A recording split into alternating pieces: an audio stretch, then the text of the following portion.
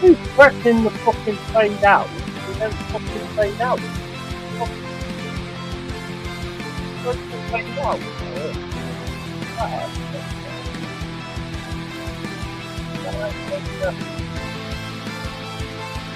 I don't know. I don't know what.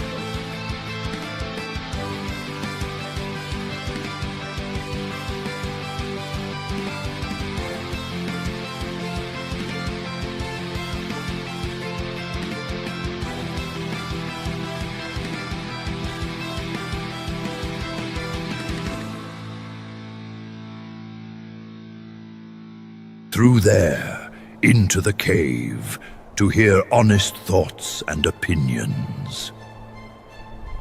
Through there, into the cave, to hear honest thoughts and opinions.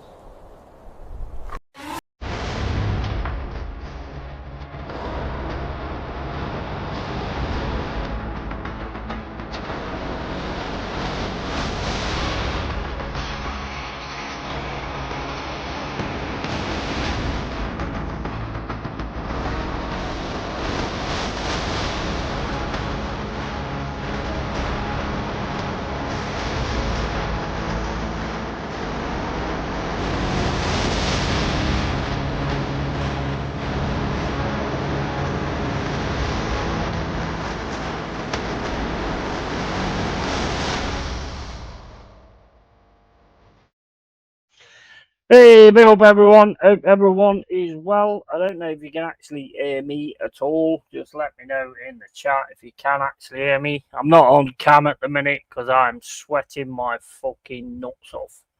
So, yeah. So, I'm not on cam at this point in time. Just let me know if you can actually hear what I'm saying. I don't know what's going on with this, to be honest.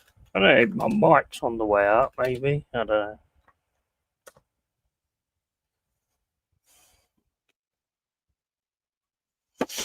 Let's just see if people can hear me, because at the minute I can't get it right.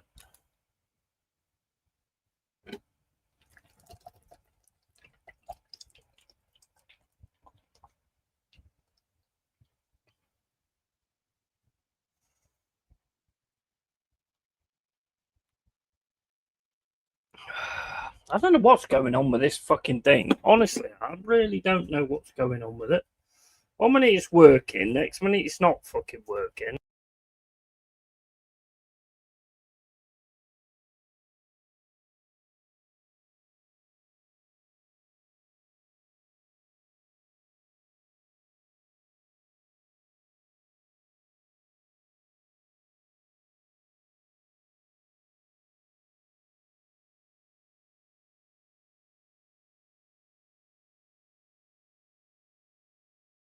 actually. Oh, wait a minute. If you unmute it, that might help. Can you hear me now? Because I've just unmuted it, because obviously you don't want it on mute here, because then nobody's going to hear you. So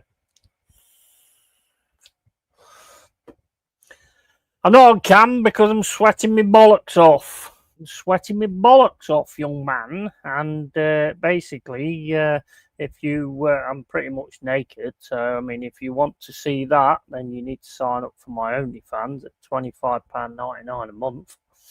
Because I won't be doing it on here. I'll get cancelled. So, it's got to be on here instead.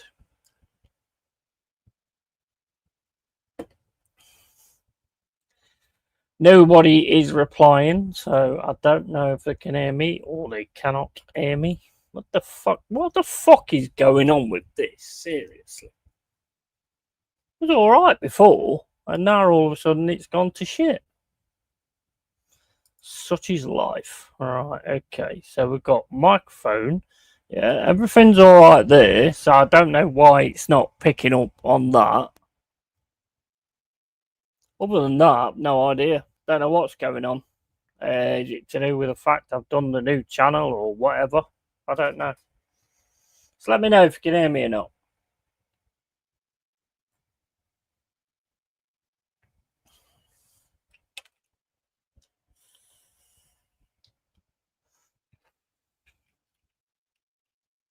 I mean, I haven't changed anything. I've not done anything with anything. So I don't know why all of a sudden I can't be heard. It just makes no fucking sense.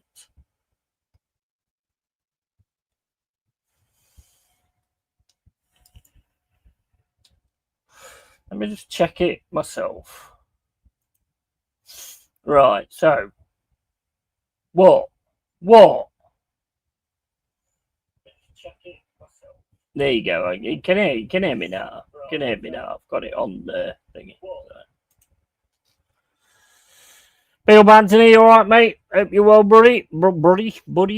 And if anyone wants to come on, they can, but I am not going to be on cam for a bit because I am absolutely sweating my balls off, mate. So, and I'm not wearing a shirt, and you ain't seeing my fucking man boobs. You have to pay extra to see those. So, yeah, I'm not going to be doing that. And here's the link. I'll chuck it in the chat as always. Anybody wants to jump on or whatever. And then we'll see kind of how we go with this show and how we're going to go, what's going to happen. I did a show earlier about the change in the channel. The channel's going to be more forest based, but it's going to be 100% forest based, basically.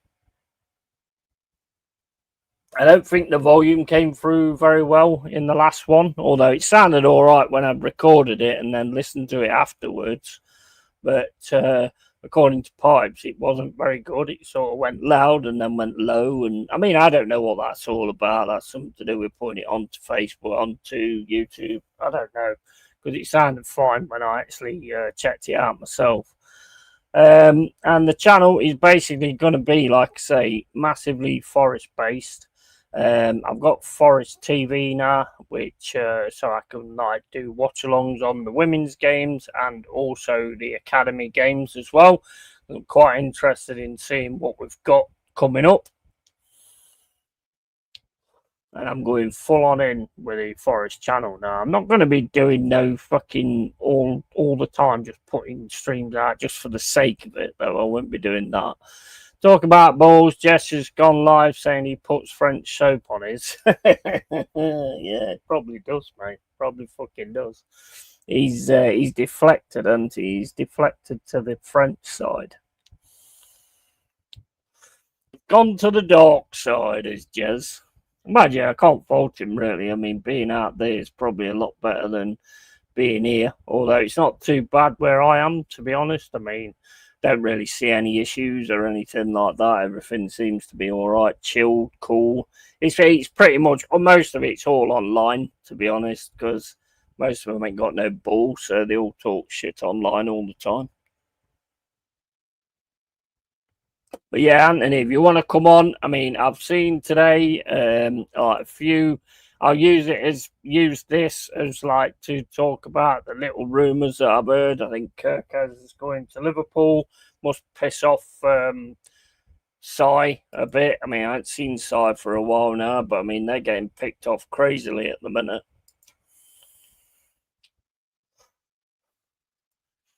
I did do like a honest thoughts and opinions on the film 28 years later earlier, but that didn't come out right, so I deleted it. I'm not going to sort of put things out like that. Well, basically, I don't know what happened because I did the one about the channel that had voice on it. And I did the one about the honest thoughts and opinions, and that had no voice on it. So I don't know what happened there, to be honest. I'm quite new to all this shit anyway, so I don't really know exactly what I'm doing. There's going to have to be something I'm going to have to look at, though. Michael Chelsea's live at the minute as well, doing like a World Club Cup Chelsea against, is it Fluminense or something like that? Both Fogo got a win against PSG yesterday, and a lot of people are talking about how much they celebrated it. It's Botafogo, mate. Of course they're going to celebrate it like that. What do you expect? It's PSG. They just won the Champions League. Of course they're going to celebrate it like that. You know, where are your brains at? And Igor Jesus, the one that we're going to get, 30 million apparently.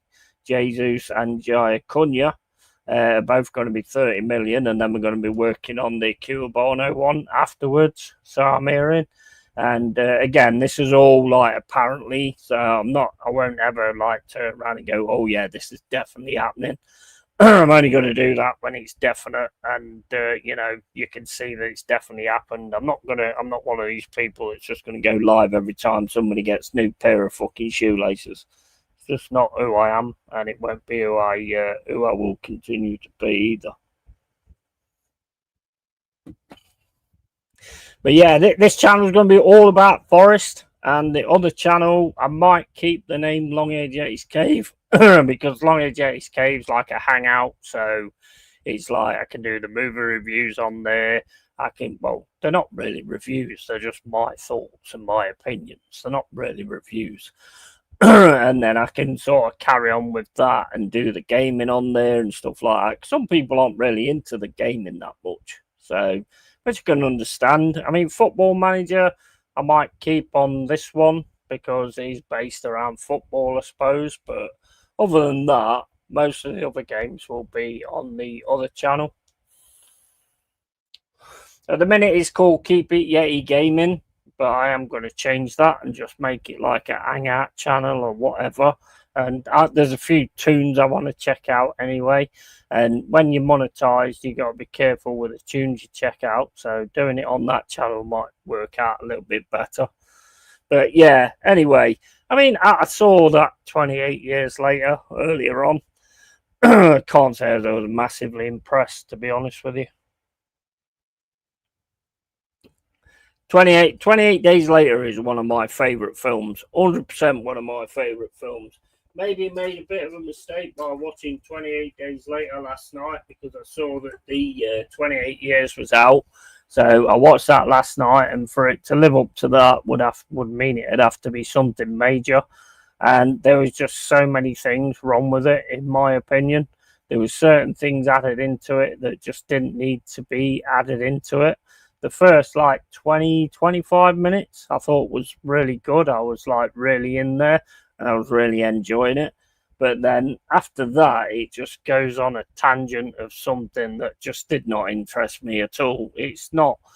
I find it really stupid. And what they did at the end, I'm not going to give it away. I don't do spoilers, but what they did at the end, I can see what he was doing. Why he's doing that, I've no idea. No idea. I can't say exactly what he was doing, but give the film a watch, I would say, for yourself and make your own opinion on it. But it's not going to be a favourite of mine. I didn't really rate the second one, and I'd rather watch the second one again than watch that one again. To me, that's how shit it was. just didn't work. And it's like, you've got all these people calling it like a zombie film. In a sense, it's a zombie film because they're after people that are, but then the thing is, they're not dead. They're not dead. They're people that have contracted the fucking rage virus and gone mental. And fucking, they're just going to rip you apart. There's no thingy on them at all. They're just going to rip you apart. I mean, there's never been a thing in it whereas they actually eat people. Not that I've seen, anyway. So I don't think it's not a zombie thing. They kind of infect. It's a bit like World War Z.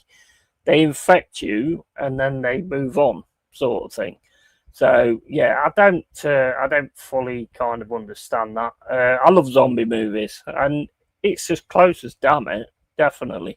I think the 28 Days Later is actually more scary than the zombie movie, to be honest, because zombies, you bring them back from the dead. They are undead. You bring them out of the grave. That's the very definition of a zombie. Whereas these are just normal people like me or you. Well, I'm not sure about you guys. You're not very normal, and I'm certainly definitely not very normal. So you've got that part of it as well, and they just get injected with they get this rage virus, and they just turn into complete psychos. So to me, it's not really zombies. It's as close as a zombie film as you'll get, I suppose, but it's not zombies. It's a massive disappointment, and I had to watch it this morning because I knew that otherwise I had to stay away from like all social media, because you know what these YouTubers are like. And the thing is, they'll say, oh well, you press play, you didn't have to press play. Well, don't put it on your thumbnail then. Don't put what actually happened in the film on your thumbnail, because you're still spoiling shit. But they don't care because they're making a bit of money out of it, aren't they? So they don't really care about that. But that's something that I'll never do. I'll never spoil a film for anybody. I'd rather you guys just watch it for yourself. It didn't impress me at all. The start, like I say, the start of it, yeah, I was impressed. I was in there. But after that, nah, it just completely went downhill. Just completely took me out of the film. And the thing that happened at the end, I was just sat there thinking, what the fuck? Seriously, that just did my head in, and I knew exactly what was going on, and I knew exactly what he was doing. And then when the name was said, it was like, bro, you seriously fucking doing that? Maybe I'm looking at it in a bad way, but to me, anybody who's English who watches that will come to the same conclusion, I think. There's no doubt about the conclusion, in my opinion, because it definitely is what I'm kind of thinking. But it'd be interesting to see what you guys think. Like when you watch it or whatever, if you come up to the same conclusion. I don't think you can't, to be honest. I mean, it's pretty fucking obvious, in my opinion. But yeah, it's just not great, to be honest. I mean, and then you've got like all these like other things. I'm very, very, very disappointed. You can probably tell in my voice, because this was the one I was really looking forward to. Really, it's one of my favourite movies, and 28 Days Later, and I was really, really looking forward to this, and it just didn't hit the spot for me. Did not hit the spot, and everybody's going to have different opinions and stuff like that. Some people like Alien Romulus. I thought that was crap, to be honest. I thought it was terrible. And it's not just me. I mean, I'm not a massive Alien fan. My bro's a bigger Alien fan than me. And even he said the same. I watched it twice. I just watched it once. I watched it twice. And I didn't rate it twice. It's just not a good movie at all. It's probably the best I've come up with Alien for a while, but it's still not good. Still not good, in my opinion.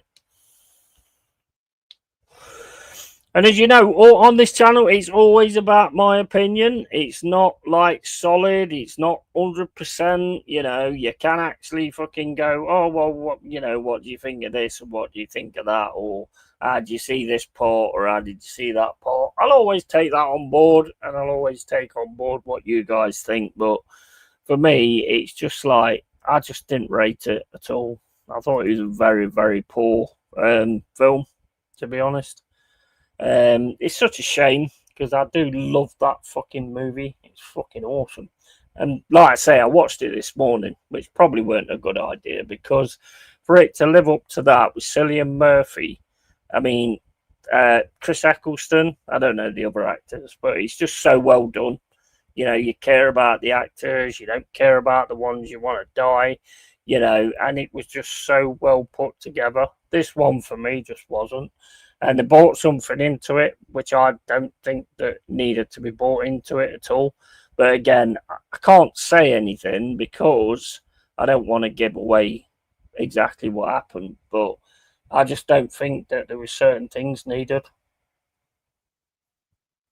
The only way I can put it is like this, right? You get Superman, yeah? And Superman is Superman. So he don't need to be a big muscly dude to play Superman because he's Superman. A better message would come if he wasn't a big muscly dude. Do you know what I mean? Because he's Superman. So you'd have a better message there. It doesn't matter what fucking muscles you've got, doesn't matter how big you are, or whatever, you can be a fucking Superman. Maybe you can't, but you know, that kind of fucking thing. But I've never understood that as well.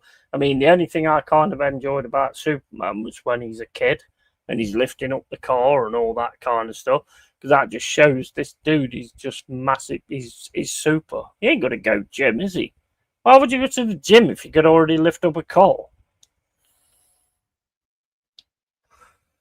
So yeah, I mean, it just it was very, very, very disappointing, and you know, I'm trying to do like honest thoughts and opinions on it. I did one earlier; it was fucking awesome. Covered loads of things without sort of spoiling it, and it just went to shit. It completely went to shit. So you know, it is what it is. There's a part two to it. Apparently, I can't say as I'm all that bothered about the part two. That's how much it switched me off, and this is one of my favourite movies. So, you know, it's totally switched me off. But it'd be interesting to know what you guys think when you watch it. I was going to do it as like one of the membership films that we watch, sort of thing. But I mean, if you want to do that, we can do that. But kind of rather do that on like Discord or something like that, to be honest, than actually do it on here or do it on private streams or something like that. But yeah, I mean, like looking at what I've seen today, I keep seeing, and I've seen so many times today and yesterday about people turning around and going, "Oh, Newcastle should sell this player and should sell this player if they want to advance." What? I don't. What planet are you on? What planet are you on? Because Isaac's a good player. Gaminesh is a good player. Tonali's a good player. Joe Linton's a good player. What advance are they going to get from getting rid of them instead of actually building on those players? It just doesn't make any sense what they're saying. Makes no sense to me whatsoever. Some people just talk so much fucking bollocks without actually looking into what they're actually talking about. It's just so, it just gets so frustrating and so annoying, you know. I mean, and I do these shows where we talk about anything, and you can talk about anything. You can say whatever you want on this show, to a point, of course, to a point. Big up Adama, mate. You're all right, matey. I am starting to cool down a little bit now, so I will probably at some point put my shirt on and go on cam. So yeah, but mate, I've just come back from the pub, and it was a great time at the pub, and you know, but it's just, oh mate. I mean, I know people say that we whinge all the time when it's too hot or too cold or something like that, but I've never been able to handle this shit anyway. Never. When I was even when I was a kid, I got fucking sunburnt. I fell asleep on the beach and got sunburnt, and that was not nice at all. And if you see like how white I am, it's just nah. I'll fucking lobster in seconds. I have to wear like factor fucking 6 million tan fucking lotion or whatever you call it, suntan fucking thing. That should tell you everything, really, because I just fucking lobster straight away. I would like to talk about cheese. Right, okay. Which particular cheese would you like to talk about? Red Leicester. That's my favourite. Red Leicester. I love Red Leicester. I'm not sure why, because it's got Leicester in it, but as well it's got red in it. So I suppose you can sort of get with that one. I mean, what's your favourite cheese? I mean, actual cheese, not knob cheese.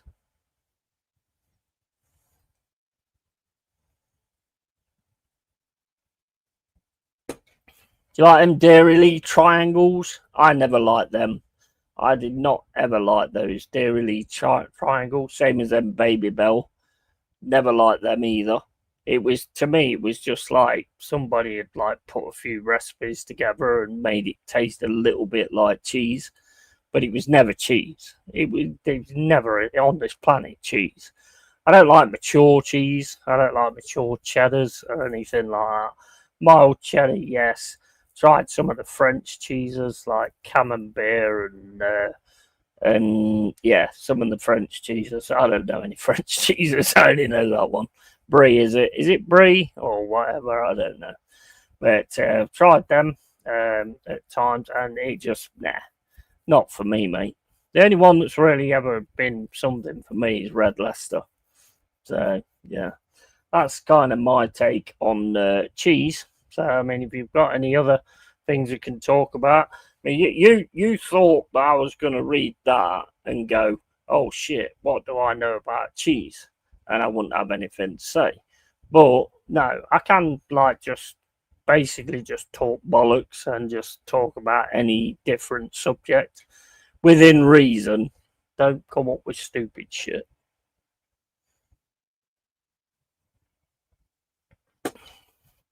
But yeah, I mean, how's your guys' weekends going?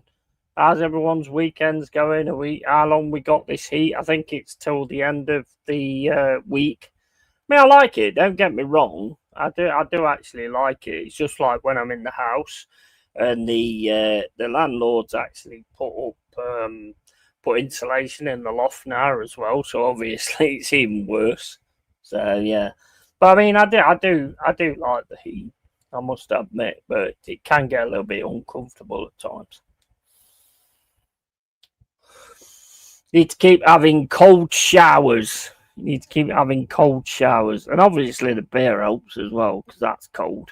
So I mean, obviously that helps, and I do drink a lot of water as well.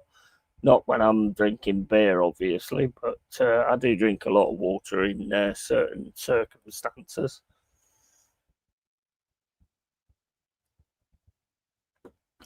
What's people's thoughts on the channel change and like taking the gaming away from this channel and just making it generally a forest channel? I mean, the name is well, I tried to change it. I've got 14 days before I can actually change it from Nottingham Forest FC. It's going to be, instead of the abbreviation of Nottingham, it's going to be Nottingham Forest FC TV. That's what I'm going for. I don't know whether there'll be any issue with the ground or whatever, with the management there or whatever. I don't think there will be. I just wanted to sort of make it a little bit different and like sort of add that on the cards, because it's about time I actually sort of just enveloped the forest thing instead of like doing what I've been doing. And a lot of people don't like gaming, so I can't expect them to keep coming to this channel to see gaming when I can do another channel. Big up, man, Flossie. All right, evening, she says, and you're more than welcome to come on. I will be putting a shirt on at some point and going on cam. My fucking eater. It's not an eater. My fan is on full. I don't know if you can hear it, but it is proper on full. Because I'm not long got in. Been to the pub, had like 3 pints as I always do, and just carrying on with it. I'm eating at the mo, no problem. What are you eating? What are you actually eating? What do you think of it? I mean, because I've seen loads of things today, Mama, about the Newcastle. If they want to advance, they've got to let Isaac go. They've got to let Gimaresh go. I mean, I'm sorry, but what does that mean? How are you going to advance if you get rid of your best players? Do these people actually fucking think? It's just insane. I think it was Jamie O'Hara on TalkSport was saying it, that they need to let this player go to Liverpool and that player to go here to advance and get themselves better. Do these realise how much money you've got? You need to keep your best players and fucking advance on them. Cheese and crisps. Well, it's interesting you say cheese because Dharma's just asked me about cheese, and I went into quite a rant about cheese. Well, it weren't really a rant, but I spoke about it a little bit more than I think he expected me to. I thought he thinks he was going to catch me out, thinking I don't know much about cheese, which I don't know much about cheese, but I know about the cheese that I actually fucking eat. It's all bollocks. People saying we have PSR trouble. We don't. Oh, mate, honestly, I don't know how you deal with it. I don't know how you deal with it. It's just ridiculous. Some of the stuff I've read today. If you want to advance, you need to let Isaac go, and you need to let how are you going to advance if you let your best players go? That just makes no sense. That's like saying to Arsenal, if you want to advance, you need to let Saka go, you need to let Rice go, you need to let Raya go, you need to let Saliba go, and you need to let Gabriel go. How is that going to advance you? Honestly, I don't know what the fuck they all talk about at times. I really don't. I think they just talk for the sake of talking. The only way you're going to advance, it's same as us. If you keep hold of your players that you can rely on in a certain system, keep hold of those players, and then bring in players that can advance into that system eventually. That's the way you're going to advance. You're not going to advance by getting rid of your best players. That's insane. I mean, I feel for Bournemouth. I do feel for Bournemouth. Big up Si as well. I don't know where he is. I ain't seen him for a while. I hope he's doing all right and his job's going all right and everything like that. Big love, mate. And he must be good because that Houston has going to Real Madrid or gone to Real Madrid for 50 million. Kirkez apparently is going to Liverpool. I think that's already sorted out. So they're pulling his team apart at the minute. And that's the problem with trying to put yourself up there, but not quite getting there, because then all the hyenas and the vultures come flying in and take all your best parts. It's crazy. Mama says, club spoke today about Isaac. There have been no approach from any club. If they want to talk, it's 200 million. Absolutely. 100%. 100%. It's just, that's what it is, though. It's just crap. It's just bollocks. It's like, they do like what I do, where I'll go on to social media and I'll read this about Forest and this, that, and the other, and they just jump straight out and do streams on it and stuff like that. And it's like, well, what are you fucking doing? What are you doing? Get some fucking facts. Get something that fucking means something instead of just doing stuff like that. It just shows who you are. Some Pool fan said, if he's not for sale, why does he have a price? Oh my days. Oh my fucking days. That is just ridiculous. And I tell you what, from what you've told me about these Liverpool fans, they're going the same way as what the old Liverpool fans used to be. They used to be the most annoying fans. Arsenal have took over that. But some of the stuff I'm reading now and hearing now, they're getting to that point again they're the most annoying fans. Oh, well, Forest or Newcastle shouldn't have this player. We should have that player, and they can have this player that underperforms. How's about fucking go fuck yourself? We're not ever going to get anywhere if we keep doing that. And he still isn't for sale at any price. No. There's not really. I mean, yeah, they've said like 200 million. Yeah. But he's not for sale. I don't mean he's like for sale. If you hit the 200 million, they'll probably say something else. Let's face it, nobody's going to hit 200 million, are they? Nobody. I've heard it all. He wants to progress. He has to leave. If he wants to progress, he has to leave. Toon have no chance of winning league. Blah, blah, blah. And that's it. Yeah, that's the best way of saying it. Blah, blah, blah. Yeah, 100% blah, blah, blah. It's just pathetic. It really is pathetic. Give me 1 second. I need to pee. I'll put my shirt on and go on cam.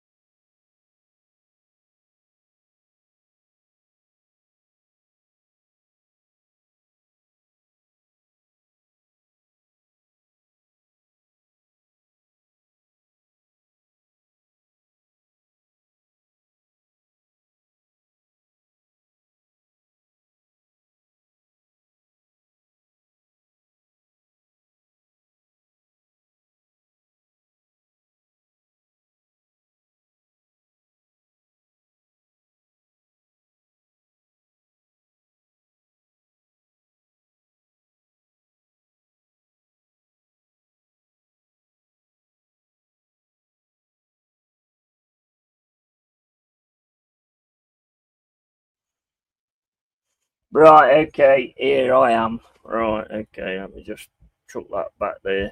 Got the 28 years later thing behind me. Because I was trying to do like a review of it earlier. Fucking I keep getting a pain in my fucking right hand side. What the fuck that is. I've heard it all. He wants to progress, and Mama says same. Some fans are getting really upset about it all. I just laugh and say nothing.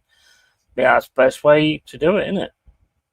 Well, the thing is, there's no point in you like getting into like massive arguments with somebody when we don't really know what's going to happen, do we? I can't for 100% sure say Morgan Gibbs White ain't going nowhere, and I won't do that because when it comes to football, you never know.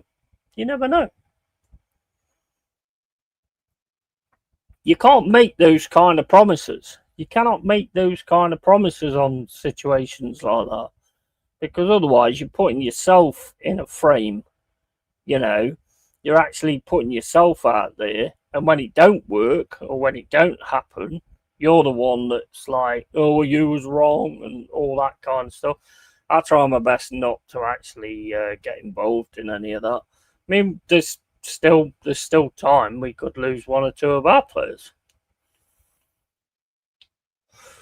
Like Elanga, Newcastle. I mean, the only reason you believe it is because they wanted him last time. So, there's every possibility that could be happening. In my opinion, it would be a massive mistake because we want to try and build something. So we don't need to be getting rid of our players. Like Morgan Gibbs White and Murillo and all that kind of stuff. But football's football. If they get a good offer and they get a good fucking something that works for them, then they could leave.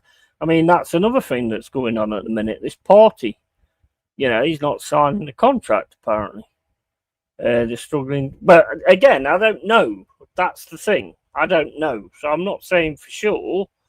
But this is just what's like online. I mean, online is just a curse because you read so many things that it just could be real and might not be. I think it's best to sort of just take into account, wait for your club to actually say things, and then you'll know exactly where you stand in that respect.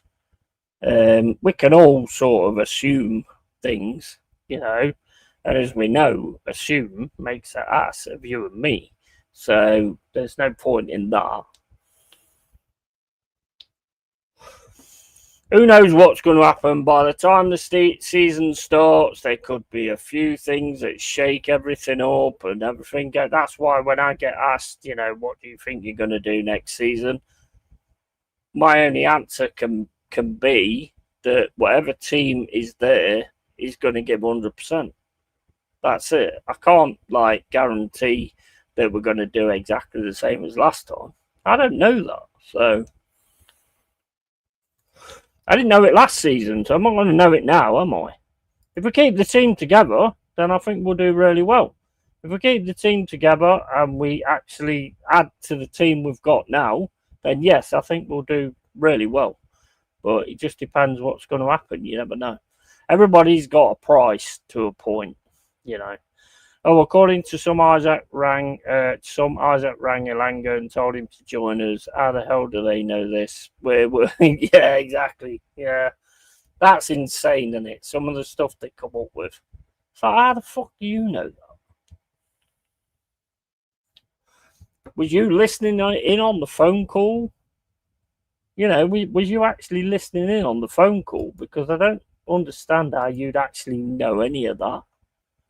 And it's just like, if they got a way to say something, they just say absolute crap. It's like a human nature thing, I think. You know, let me change it to that one. Yeah, it's a human nature thing. You know, it's just crazy. Big up, Tony. All right, matey. Hope you're well, pal. And hi, Tony, and hello, Mama. Tony, don't give any spoilers or anything. You might not have seen it anyway, but if you've seen 28 Years Later, which I watched earlier today, I was massively disappointed with it. And my favourite film, 100% my favourite film, is 28 Days Later. I love it. It draws you in. You get characters you like. Yeah, it does it perfectly. There's characters you like that then all of a sudden this happens, and then there's characters that you don't like who get their fucking comeuppance. You know what I mean? But the one I watched today, nah. Really, really disappointed. And I've said to you guys before, that was the one I was really looking forward to this year. And I'm just massively disappointed with it. I'll skip it based on your opinion until it's free to watch. Yeah. I mean, you might enjoy it, mate. I don't know. You know, all mine is an opinion. But I've been a massive fan of it for fucking years. It's my favourite movie. I think I've told you this story before. Like 6 months before it came out, I had a fucking nightmare where these fucking things was chasing me up the stairs. This is before I even knew about the film, by the way.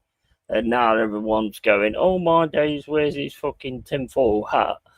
But they came up the stairs, I had in the wardrobe, and they opened the wardrobe, and they had the same eyes as the film, as 28 Days Later. Now, I don't know whether I'm Mystic Meg or whatever. I ain't won the lottery, but I don't have a go on it. So I can remember it, and then all of a sudden I was looking online and I saw that this film was coming out called 28 Days Later, and I could see the picture with the eyes, and I was like, fucking hell, that's crazy. I mean, they didn't have the biohazard thing in the eyeballs. It was just like white, yellow and red, you know. And I woke up at that point when they opened the wardrobe door. Kind of glad I did, to be fair.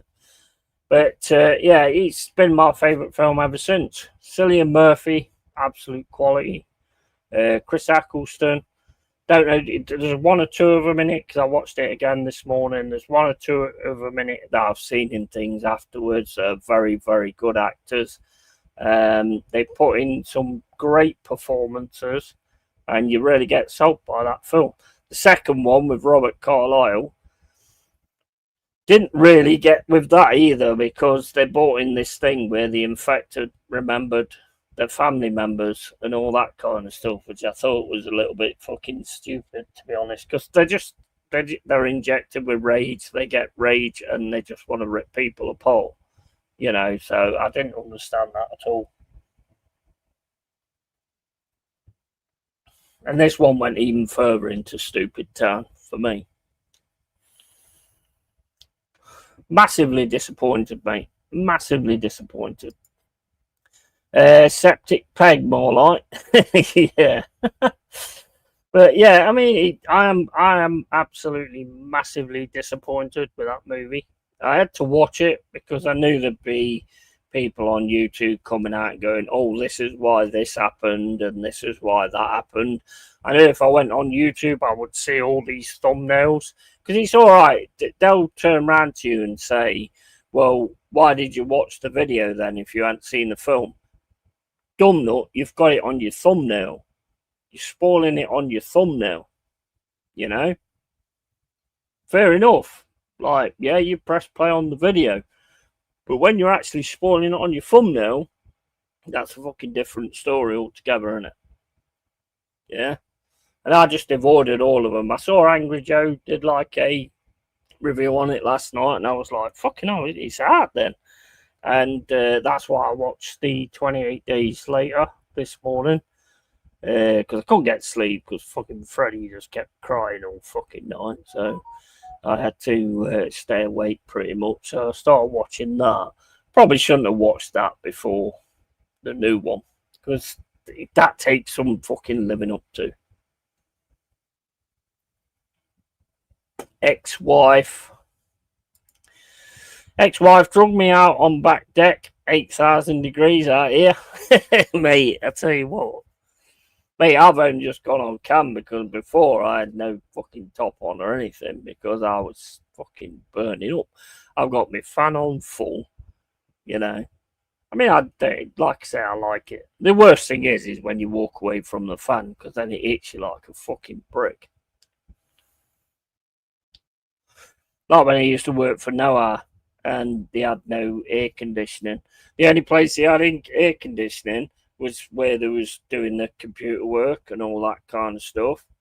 So if you went into that spot and was in there where they're doing all this computer work, they've got air conditioning. It's amazing. And you know, as soon as you walked out that fucking door, oh my days. It was like a brick wall had just hit you straight in the face. It was crazy. The heat just hit you in one massive shot as soon as you walked out that door. Now I'm getting the stink eye because she heard that. Give him hell, Mrs. Neri. He deserves it. He deserves it. Put him in the oven. Put him on the barbecue. But yeah, I mean, like I say, I tried to do the 2 videos today. I left it a little bit. Well, I didn't leave it late. I was watching the movie. So, you know, I can't do honest thoughts and opinions on a movie until I actually watch it. So, and then I tried to do it. And I did the channel announcement, which the channel is going to become primarily forest. This channel is 100% forest. And then got another channel which is going to be gaming and all that kind of stuff. So, yeah, I don't know the name of that one yet. I might stick with LongHairedYeti'sCave. I kind of like that because it's kind of a hangout. It can be gaming, it can be this, it can be that. Real Deal could be on there, you know, and all that kind of thing. And then Forest Channel is just Forest. That's kind of my aim at the minute. She is. Lol. Yeah, don't blame her. Get the bullwhip out again, Mrs. Neri. Get the bullwhip out again. He'll learn. He'll learn his lessons. Put him in that gimp suit again. He'll learn. But yeah, so that's kind of where I'm heading at the minute, because some people aren't interested in gaming, and I'm having a bit of an issue with the notifications going out at the minute anyway. Either that or nobody wants to watch me. I mean, that could be a thing as well. I mean, you can't like turn it down to that, can you? I mean, it could be that down to that as well. But yeah, I mean, I did like a video earlier. I've done like a few sort of football manager ones, which I've really enjoyed actually. I had Anthony on as like assistant manager, but they didn't offer much in the last one. To be fair, I pretty much managed most of it myself. But it's just fun. It's fun, and it's kind of what I want to sort of do with like the membership thing. Maybe have different people on in the membership thing, membership only, where we do football manager, and you can bring your side to what you think needs to happen in the tactics and all that kind of stuff. I think that kind of thing's fun, and it'd be great if you could sort of get other YouTubers, because they all talk a good game of being a football manager. It'd be interesting to see them actually do it, because most of them just go to FIFA. They just play FIFA. Whereas football manager is football management, isn't it? It's not 100%, but you know, you would know who we're talking about, who talking sense and who ain't. And I just enjoy it. I just really enjoy it. Let me just grab it a bit. Hold up the fucking bears for that fridge. Ooh.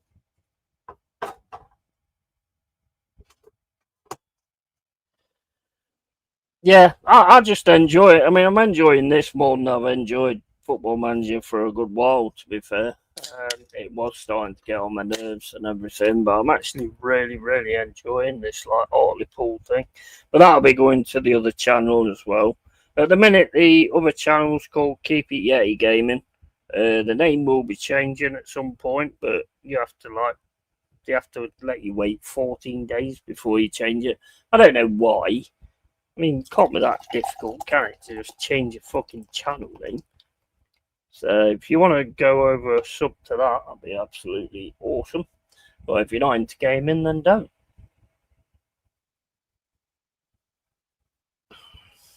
But this one will be primarily Forest, not anything else. I'll still have people on, Arsenal fans and all that kind of stuff, obviously, because it's still football. But I think it's time that I actually like embraced the Forest and actually made my channel more about Forest.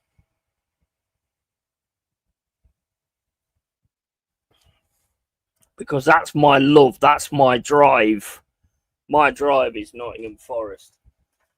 It's not Arsenal, sorry to say. You know, it is interesting talking about your team and talking about what's going on and taking the piss. I mean, that's hilarious. I mean, I love doing that. But, you know, I want to make my channel primarily Forest. But it's only going to be guaranteed, like, things that happen. When we sign, like, Igor Jesus, who scored that goal against PSG to beat them, and it was a good goal. It was a great finish. And he's under pressure as well by two defenders. So that's going to be a good addition for us. Definitely offers a little bit more than what Chris Woods does. 100%. There's no doubt about that. And Jay Cunha as well. I mean, it was supposed to be like 35 mil for the three of them with Cuabano as well. But the Cuabano one is going to be done separately. 30 million for... Man, yeah, I mean, that could go up. If he keeps doing what he's doing in that World Club Cup thing, we need to get it sorted now. Before that World Cup Club Cup, fucking wherever it is, carries on. Because if it carries on and he just keeps banging goals away, then his value is going to go up, innit? So we need to get that sorted now.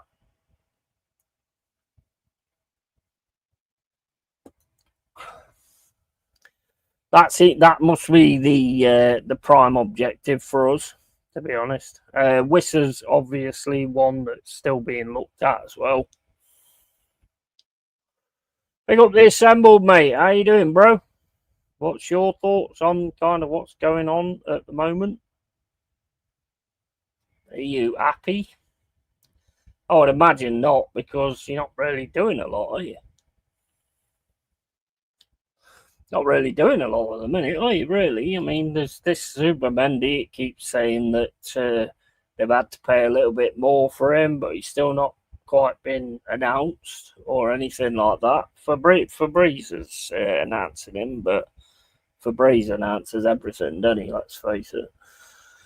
And Mama, yeah, I mean, he's sort of announcing all these things, done deal and all that kind of stuff. Well, it's not a done deal, is it? Because, I mean, yeah, you can use the AI to put him in a shirt, but you want to see him actually at the Emirates in a shirt, thumbs up or whatever they do for the camera, for the footage or whatever. But you're not seeing that.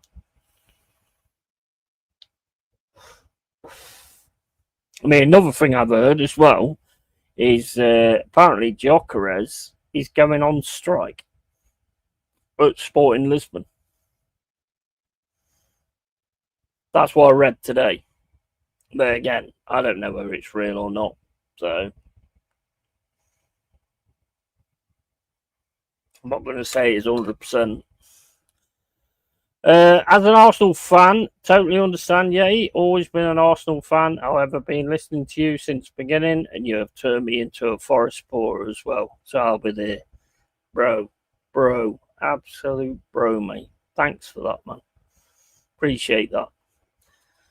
I do consider myself one of the good ones. I will sort of like look at it from both sides instead of just, I mean, sometimes, obviously, if I'm watching a fucking Forest Arsenal game and you're diving around, I'm going to fucking say that.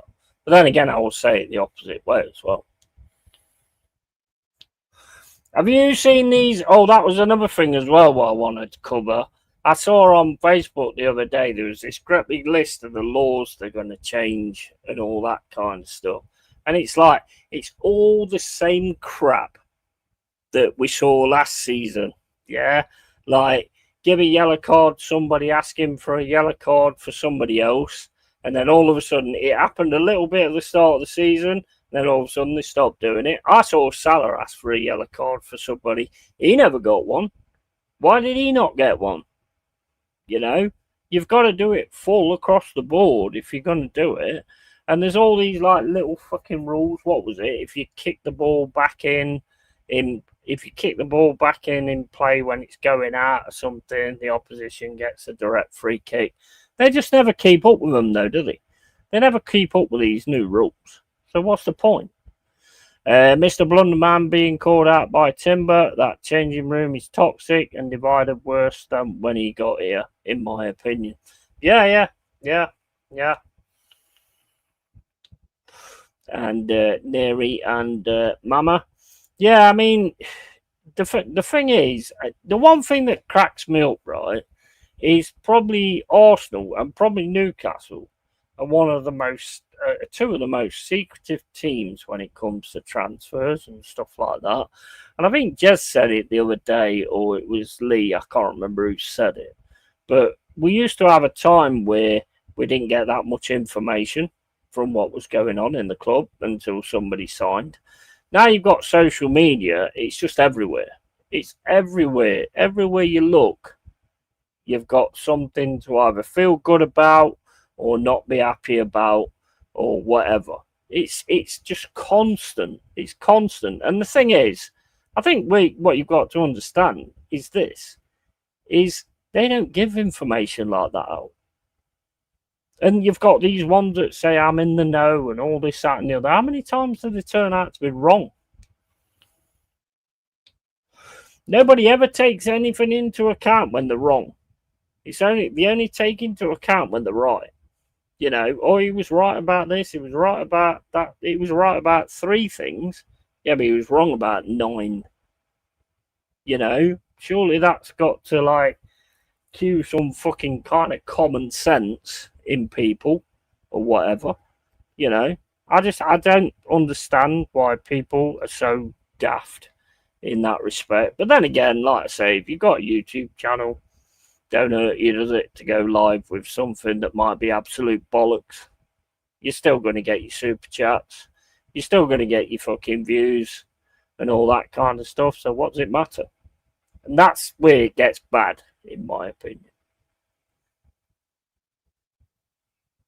That's when it stops being about your team and more being about you, you know? And that's not what I'm looking to do at all. I want definites. When Igor Jesus signs, definite, right, then I'll do a video. When Jay Cunha signs as well, part of the deal, then I'll do a video on it. I'm not going to do a video on it why it's, oh, they could be on their way and they might not be on their way. Because have you noticed, this is the thing that people miss.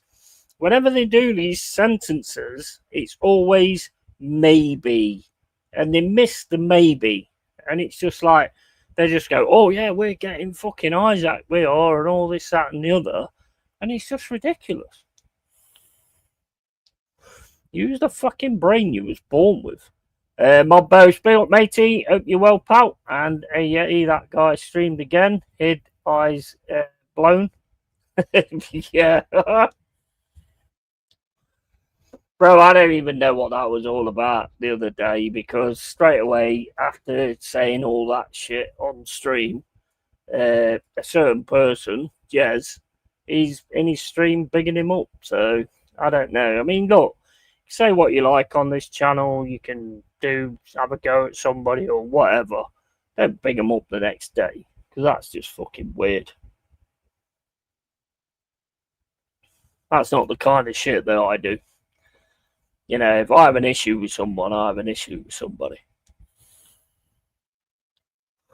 Kind of disappointing, mate, to be honest, but it is what it is. And if you want to say stuff like that on this channel about somebody, then just back it up. Back it up and keep saying it. Don't just fucking all of a sudden go, I don't like this person, and then be saying hello to this person, being all right with this person. Fucking hell, back it up, man. Luke James, big up, matey. Evening, Yeti. How you doing, mate? Hope you're well. And something doesn't add up at Arsenal. Everything looks correct, but nothing makes any sense. Negative and negative energy seems to be coming out of the club. Yeah, it's weird, isn't it? To be honest, it's like Groundhog Day, isn't it? It's like Groundhog Day. And it's like, you know, it just looks the same as what it's been in the last window and the window before, where it's like all these like promises of this player and that player, but nothing's actually happening. So what is actually going on? And Mobbo says, yeah, crazy.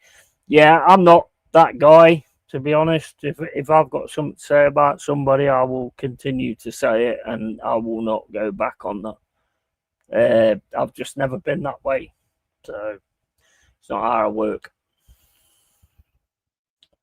But hey, everybody works themselves and does what they want to do themselves. That's fine.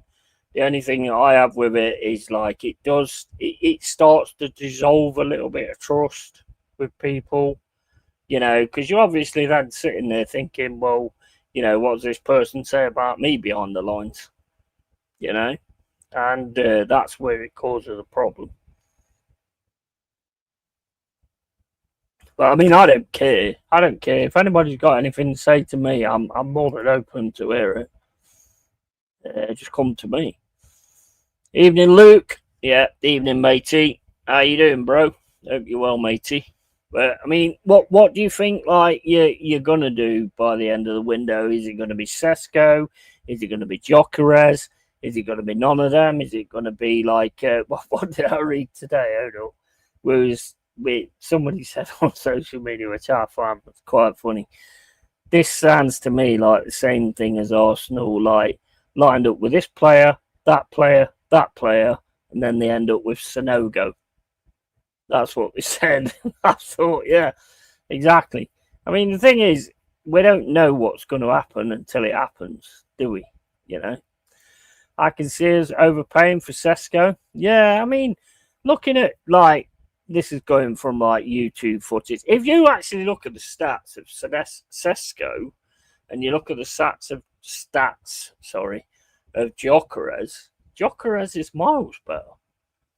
But apparently, there's somebody took over at Sporting Lisbon that said we're not letting him go for that little amount of money.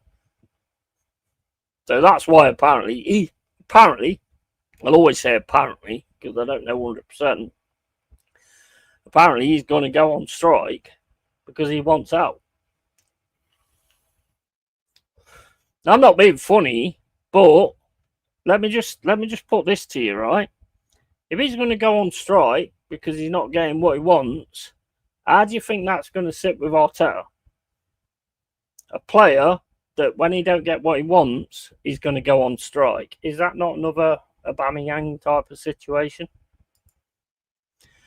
To be honest, I'm expecting Núñez, Jota, or Rashford. I think it will go to bidding war. We only got Rice because City pulled out. Yeah, true.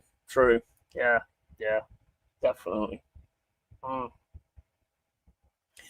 mean, Rice has been he's been a huge signing. To be fair, he's coming on leaps and bounds. There's no doubt about that. You can't sort of knock that. He's definitely coming on leaps and bounds. He really fits into your side, I think. And them 2 free kicks was just fucking amazing. And he will get to the world-class status as well, I believe. I mean, you watch some of the games and it's only him that's pushing it to keep going. You know, Odegaard's just sitting there going, hey, all the crowd get up, You're a captain, mate. It's not about the crowd. It's about getting your fucking team to start performing. You know. Big up, Jez. You all right, mate? Evening all. And yeah, I mean, it's just one of those things, isn't it?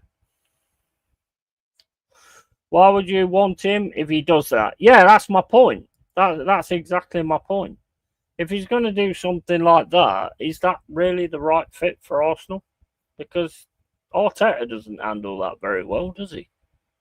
If you don't do what he says, then you can't have a player that's going to kick off when you don't do what they want. Because Arteta's not that way. Evening, Jazz. The player looked a little peeved with Blunderman. Yeah. Who's Blunderman? Do you mean Arteta? I don't know who Blunderman is. Mama Flossie, I'm Mama, and Evening Jazz. Yeah, I mean, look, I don't think he's the. I think you'll probably more go for Sesko, to be honest, because Sesko's not saying anything or doing anything. I think he's the easier bet. Now, what do I think you need? You need Gyökeres, but I don't think you'll do it. Because if he's causing that amount of shit now at Sporting Lisbon, what do you think he's going to do at Arsenal? And we already know Arteta can't handle that. So Chelsea is losing at the minute. Who are they playing? Is it Fluminense or something like that? Yeah, I think it's Fluminense, isn't it? Luke James, evening, bro. I think it is, isn't it? Fluminense. I did drop into Mike's stream a bit earlier on. I think one of the biggest things in that World Club, wherever it fucking is Botafogo beating PSG with a goal from Igor Jesus, our next signing, possibly. And if you look at that goal, it looks pretty decent. Flamengo. Yeah, I've never actually heard of them. And I saw loads of comments about why they're celebrating beating PSG like they've just won the World Cup. Well, to a team like Botafogo beating a team like PSG who've just won the Champions League, it is something special, isn't it, really? You know, I think some people need to engage their brains sometimes before they actually fucking engage their mouths. Stop. It's like that old advert, what was it? Stop, think. Is it the traffic light advert? Well, it's not quite that, but stop, think, and then go ahead. And I think a lot of people don't do that. They just talk waffle. Party looked like he could be on the way out. It's going to be a blow to Arsenal to replace. Yeah, apparently, well, again, it's another apparently. From what I've read, he's not signing the contract, is he? He's expecting more or something. And yeah, I think that'd be a big loss, personally. I know he got injured like a lot in the first season, but you know, he was pretty decent in the last one for me. Gyökeres apparently has a bit of an attitude problem. Saw something about that on podcast 2 weeks ago. Yeah, I mean, I saw that when he used to play for Coventry. And if you look at his stats for like Sporting Lisbon, it's fucking amazing. Honestly, if you put it up against Sesko, fucking Gyökeres is the man. And if he gets to a point where he just wants out, you know, because I think they've had like a new president take over or something, because he had like a buyout, according to a mate of mine who's a Sporting Lisbon fan. He was saying like basically there's like a clause for 60 or 70 million release, and the new guy that's kind of took over, he's like, no, we're not letting him go for that. So that's kind of where the dispute is. Botafogo beating PSG is like North Macedonia beating Brazil. Exactly. 100%. Absolutely spot on, mate. Absolutely spot on. What we got here? Pipes. I use an editing program. Oh, I don't know. I put a video out earlier and it apparently went loud and then it went low and then it went loud. I don't know, because I listened to it before I put the fucker out, but I don't know what he does, because as soon as you put it on YouTube, it seems to go lower. So I don't know what that's all about. I'm not a 100% expert in all this streaming thing or anything like that, so I don't know how it's going to go. I do watch stuff before I put it out, and it seems okay. So, but at the same point, that was eating into my pub time, so I was like, well, yeah, that'll do. That'll do. There you go. And I'll probably do it again. I mean, I've already mentioned what the channel change is going to be anyway. So, you know, it is what it is. I don't make out I'm an expert at everything. There's like, if you look at life, there's like 99% of things I'm an expert in, but that 1% always fucking kicks me in the arse. No, not quite that, but you know, it is what it is.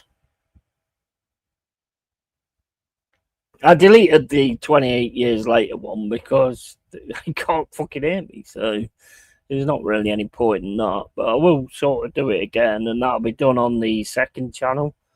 I'm thinking about keeping LongHairedYeti'sCave. I do like LongHairedYeti'sCave, and obviously it's got some history to it as well, for me anyway. And so I am probably going to go with that, and then just call this Nottingham Forest FC TV, which could cause an issue because the main Nottingham Forest YouTube channel is Nottingham Forest FC. So I don't know. You know, if they contact me and say you can't use that, then I'll just change it. Mama came up with a few good ideas the other day. So whatever. We'll do whatever we've got to do, but it's got to have Forest in it. FTID, you know, like you've got Jazz, you've got EIE, we've got FTID, you know, Forest till I die. And I can work on that one, I suppose. I don't know. We'll work it out as we go along, to be honest. I mean, I know it's difficult to say right now because it's difficult to say from your team's perspective. It's difficult to say on my team's perspective. But So you can't really ask it, really, because we don't know how we're going to do next season, because we don't know what players we've got yet. You know, anything could happen. Somebody could come in from a reload, 110 mil or 100 mil or whatever. You know, he's probably going to go. You know, we got him for like 15, I think.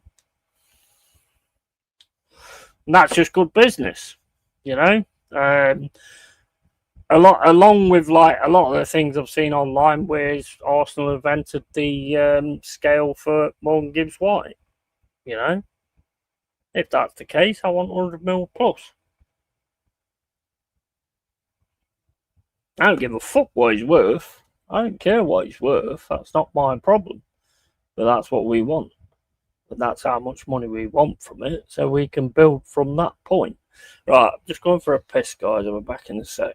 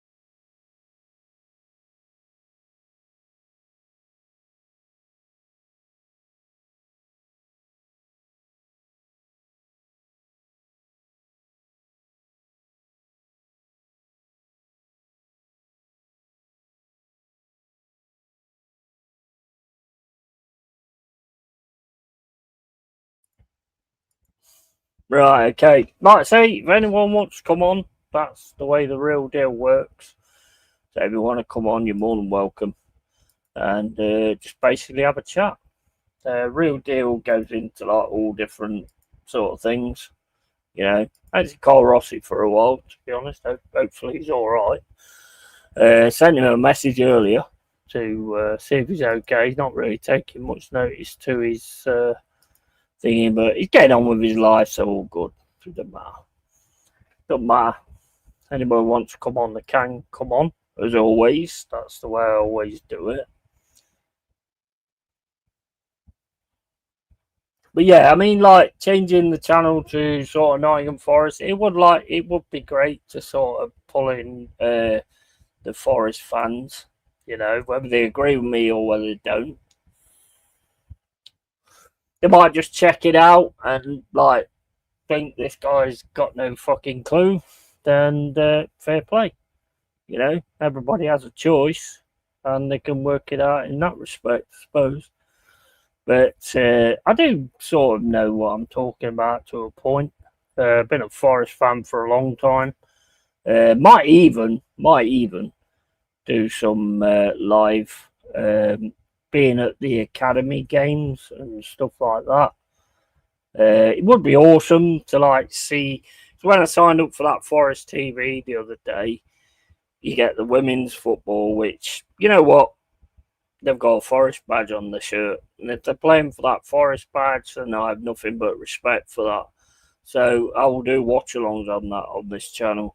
I do watch-alongs for the academy players as well, because it'd be nice to be able to sort of see the upcoming players that could possibly be in our first team at some point, you know. So that's kind of where I'm going at the minute. The gaming will continue. The gaming will continue on the other channel. Still not 100% sure on the naming. Keep it Yeti Gaming, it's called at the minute, but we'll look into that and see where that one goes, and just work it out from there, really. And I don't know whether I'm going to put Football Manager on there. If I put Football Manager on here, I think I'll be a Forest manager, because it's a Forest channel. So if I do that, then I'm going to be doing it as a Forest manager. in Football Manager. But if I do it on there, then I'll stick with Hartlepool and do what I'm doing. I think that's the best way of doing it. The thing is, I know a lot of people that like sub to me or whatever aren't interested in gaming. So I don't want to put all these kind of things onto people that they're not interested in. I mean, I love gaming. I've been a gamer all my life. Started out with a Philips video pack, and only really old people in this chat will understand what they are. And it went to like an Atari 2600. Was it 2600 or something? That fucking Grandstand. Oh no, Grandstand. Grandstand was the first one. Grandstand with like Boot Hill and that tennis game where you just got the two lines and you have to keep knocking the ball side. You know, that was kind of where my gaming started, and I've always been about gaming in that respect. Bill Pipes, mate, how you doing, bro? I've seen what you've said, mate, bro. Talk about walls of text. I don't know how you can turn around to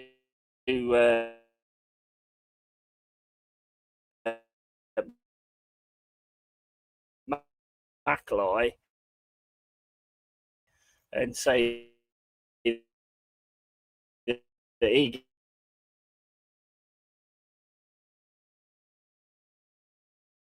gives. We're doing like the recordings and stuff like that. It's so fucking strange because I can listen to it back myself and it sounds fine.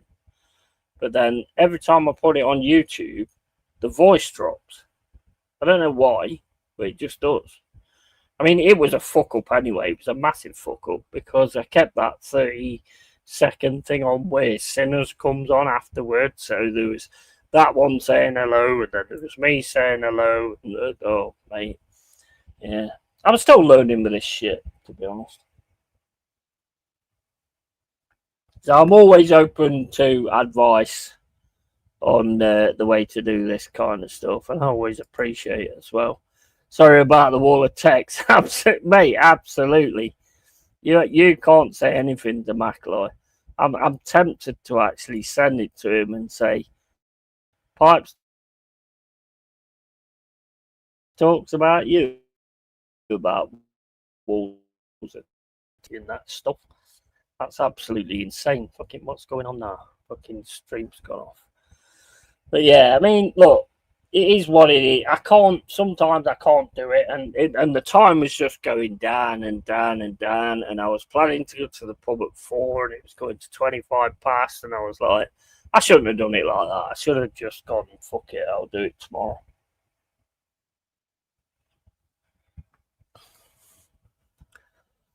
My walls of text have content. Yeah, but you know the problem with a wall of text. Let me explain something to you.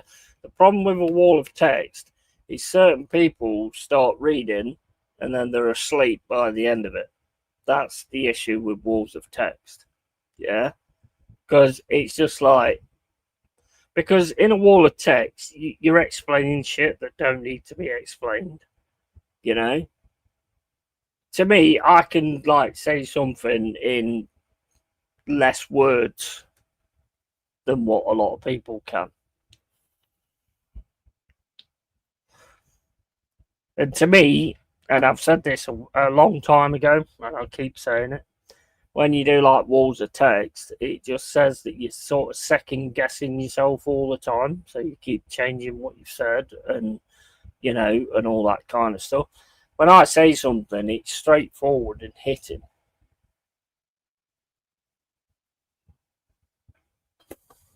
It's not always the right things to say, but, you know, who cares about that? Right, I'm going to drop the stream in. So, I don't know, like, what we're going to talk about or anything like that. You know how the fucking, I know you said the wall of text. You know how the fucking real deal goes. Whatever comes up, and that's it. We talk about it. My wall of text have content. Yeah, there is content, But it's just whether somebody's like wants to sort of go into that. I mean, it's like when someone tries to explain something to me in text, it's like I end up sitting there and thinking, you could have said that so much easier with less typing. But as you know, I'm a straight up person, so I just say what I think. I don't like keep fucking enveloping on that or anything like that. Never have, never will. And to be honest, I prefer to. You'll probably know this as well. I prefer to chat to people. I can do that easily. I hate fucking typing. I can't stand it because every time I type something, there's always an edit at the bottom because I say something and then I reread it and I'm like, that makes no fucking sense whatsoever. So then I have to redo the fucking thing again and it has to be edited all the time. So I'm not much of a typer. I'm more of a talker. Which is a good thing, I suppose, having a YouTube channel. Anyway, Pipes, now you're in here, right? Because I read today that apparently Jokeres is going to go on strike, because Pipes is a Sporting Lisbon fan, yeah? Jokeres is going to go on strike, because is it true that you've got like a new person in charge? One of your guys has left, and you've got a new person in charge and don't think he should go for that price that you've set as like the buyout clause or whatever. Is that right? Is that true? You'll know more. You'll know better than I will.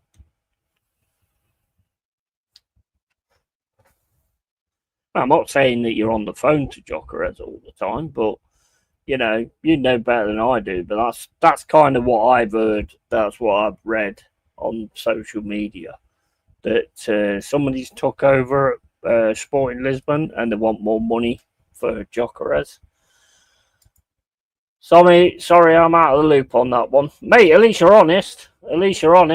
A lot of fans would turn around and go, "Oh yeah, I know all about that. Yeah, I ring Jokeres every day and go, yeah, mate, do you want to come for a fucking barbecue?" And all that kind of stuff. At least you're fucking real on that one, to be fair. I was working all day. Yeah, I think it came up yesterday, actually. And it came up something about Jokeres going on strike because he wants to leave the club and this guy don't want him to go for that short amount of money. But if it's a contract, it's a contract. If there's a contract, mind you, not that they mean anything nowadays. But if it's a contract that he has that buyout clause on that amount of money, then surely you've got to keep up with it. I saw his stats the other day, mate, and I was blown away. I can't remember exactly what it was. It was on Instagram. Let's just have a look because it compared him to what's his face? What's that fucking guy's name? Sesko. Jokeres stats. Let's just have a quick look at this because his stats are way better than Sesko. Assist, fucking hell, he had like another 40 odd assists on Sesko. He had more goals. I mean, if Arsenal are serious, Jokeres is the guy. In my opinion, Jokeres is the guy. But if he's going to cause trouble like that and he's going to go on strike and stuff like that, is that really what Arsenal need? I don't know. I don't think so. Pipe says, I already heard so many things about Jokeres. I don't care. Yeah, I hate soap operas. Well, yeah, soup operas. I think it's soap, mate. I think it's soap, not soup. But yeah, I get what you mean. I mean, we get them all the time here with this fucking with this fucking bullshit like social media. There's so many things that people think they know and don't know. And the thing is, like I was saying earlier, it never gets called out. Never gets called out. People, YouTubers, come out, do streams on something that doesn't happen, yet they've still made money on it and all this, that, and the other. They never go back to it, obviously, and go, oh no, I'm sorry, I was wrong about what I said there. You know, they won't ever do that. And it happens all the time. It happens all the fucking time.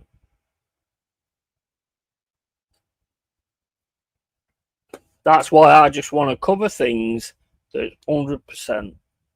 When Forrest unveil Igor Jesus and Jay Cunha, that's when I'm going to cover it, you know, and that's when I'm going to say what I've got to say about it.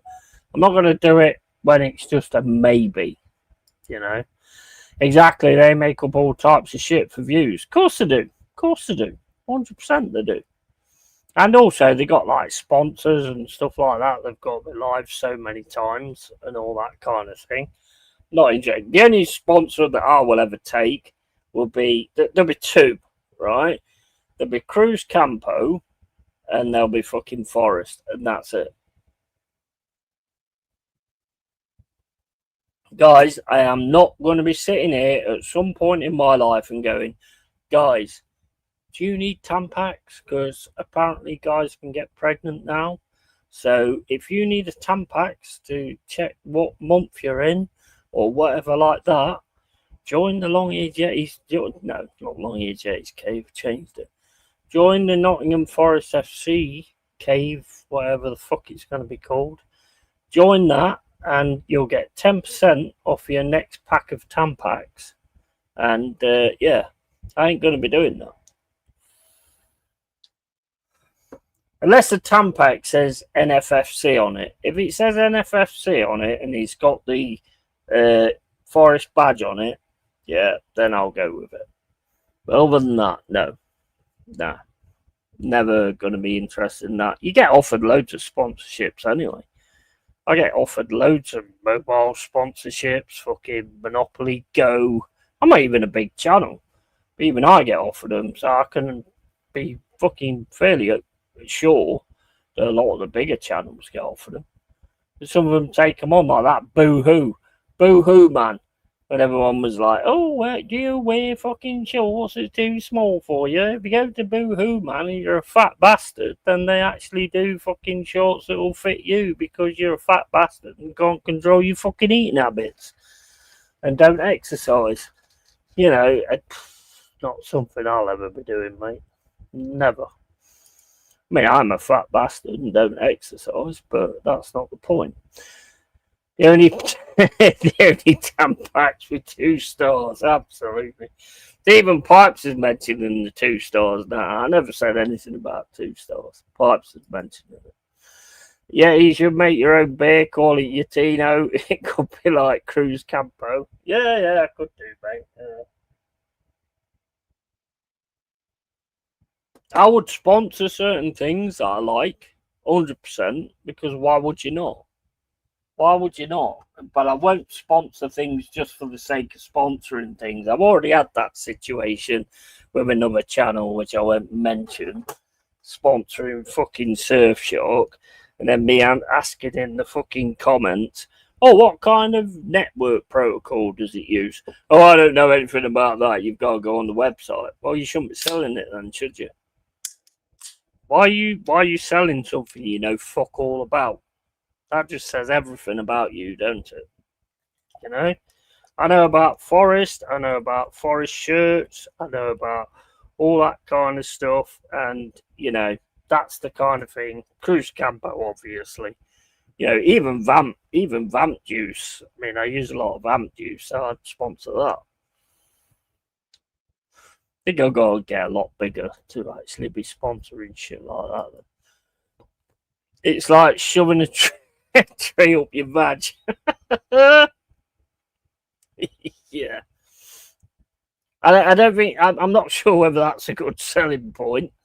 I mean, if you could, like, appeal it to some women that's a little bit lonely, then they might be interested in shoving a tree up their vag, I suppose. I don't know. Here's Mr. Rossi. How you doing, bro? Hey, can you hear me? How are you, matey? Can you hear me okay, mate? Yeah, man. Yeah. Good to see you, Grand, mate. grand, grand, grand. Yeah, man, good to see you too. How's things? You all good? Yeah, man. All good, man. Good stuff. I hope I didn't interrupt you in the middle of a conversation there, did I? Or... Yeah, we was talking about me like sponsoring Tampax with a forest badge on Oh, yeah. it. So Pipe said nobody wants to shove. It's like shoving a tree up your vagina.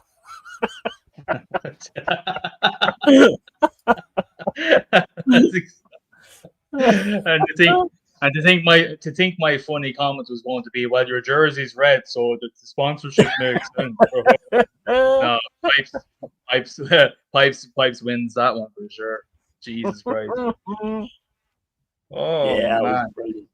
How's your week been anyway, mate? I've sent you like a few messages, but I know you get busy. Yeah, Week. yeah. I don't actually have social media on my phone anymore, so I only have it on my laptop. So like my gaming laptop. So Right. I'm only really on Instagram or X on the weekends for fun and leisure. I don't want it to be a part of my everyday life anymore. That's just the way I have. Once I get, Yeah. once I kind of get used to it, maybe I'll have it back. I'm used to not being on my fucking phone every 3 seconds. Mhm. But no, the week's been grand. The week's been grand. I've been really busy, mate. The heat here is awful. It's Mm. fucking. I don't know what it's like over for where you are, but like it's so So a lot. humid.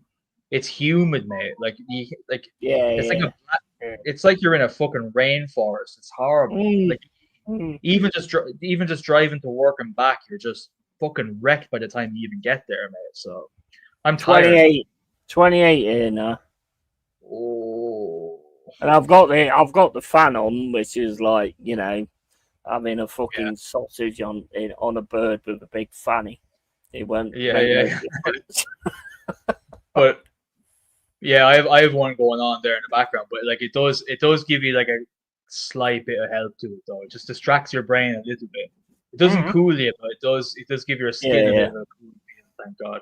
The only problem with it is, Cole, is when I Yes. walk to the toilet because, like, when you've got a fan on you, yeah, and then you walk away, the heat just goes right. You bastard! I've got you now. Boom, and you're like, ah, my fucking days.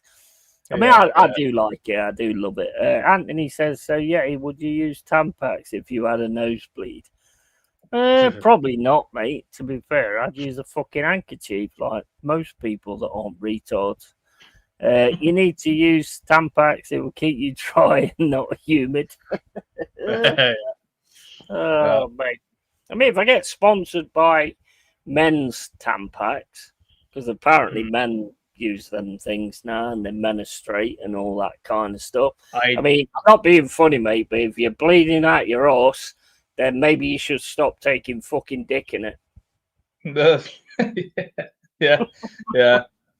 Yeah, I was just going to say I don't see gender, so Tampax is universal to me. I don't see gender. You know, I am now trying to be completely woke, and just try and get along with everyone because fighting it is too hard and everyone hates it. Yeah. Yeah, that's the new angle I'm taking, mate. So next time I'm gonna wear a rainbow. Have you got your rainbow skirt on underneath? Oh, bro, I'm not wearing that underneath. I'm not wearing it. Rainbow Commando. Well, yeah, I painted my dick rainbow colors, so it counts. Support is support. Support is support. Nah, Absolutely. fuck that. 100%. Fuck that. Mate, it's like there's Van Tempex. Never heard of that. Well, I think it's something that's probably coming, and I think they probably will be when they put it up there. Do you know to what? be fair. I wonder. Yeah, I think this is dying down slightly. I think it's slightly dying down a little bit. I think there's been enough vocal pushback online that people are just fed up with it. Like, and most people day to day don't have a problem with anyone identifying whatever way they are. I don't either. I don't think you do either. But it's when all these things are pushed on you and pushed into every aspect of your life. People go, "Hey, fuck off." We don't do that about our stuff. things that bother us in life, we don't like expect everyone else to be dancing around it and being walking on eggshells for us, because it's a very selfish thing. It's a very selfish thing to expect the world to kind of, Of course it is. Yeah, 100%. 100%. yeah, to placate to whatever the hell goes on into your head, be it real or not, from your mindset. It's selfish. I mean, look, at the end of the day, since we've known each other, you identify as an Arsenal fan, and I respect that.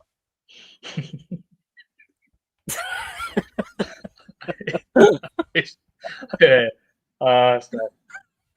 is supposed to be my summer off from Arsenal, mate. Like, Jesus Christ, why do I hop back into this shit every time? Anyway, how's Forrest doing? Anyway, how's any news with real news with Forrest signing wise? Nothing, mate. There's nothing really going on at the minute. There's like these two Brazilians, Igor Jesus and Gia Cunha. That's kind of everybody keeps posting things and going like, "Oh, they've just agreed possibly." And it's like, well, if you're just going to say you've agreed possibly, then don't say it at all. I will wait till it actually happens, And I don't know if you know what's kind of going on at the minute. This channel's been changed to Nottingham Forest completely. This is going to be a complete Nottingham Forest channel. I've got another channel, which I'm probably going to leave with LongHairedYeti'sCave.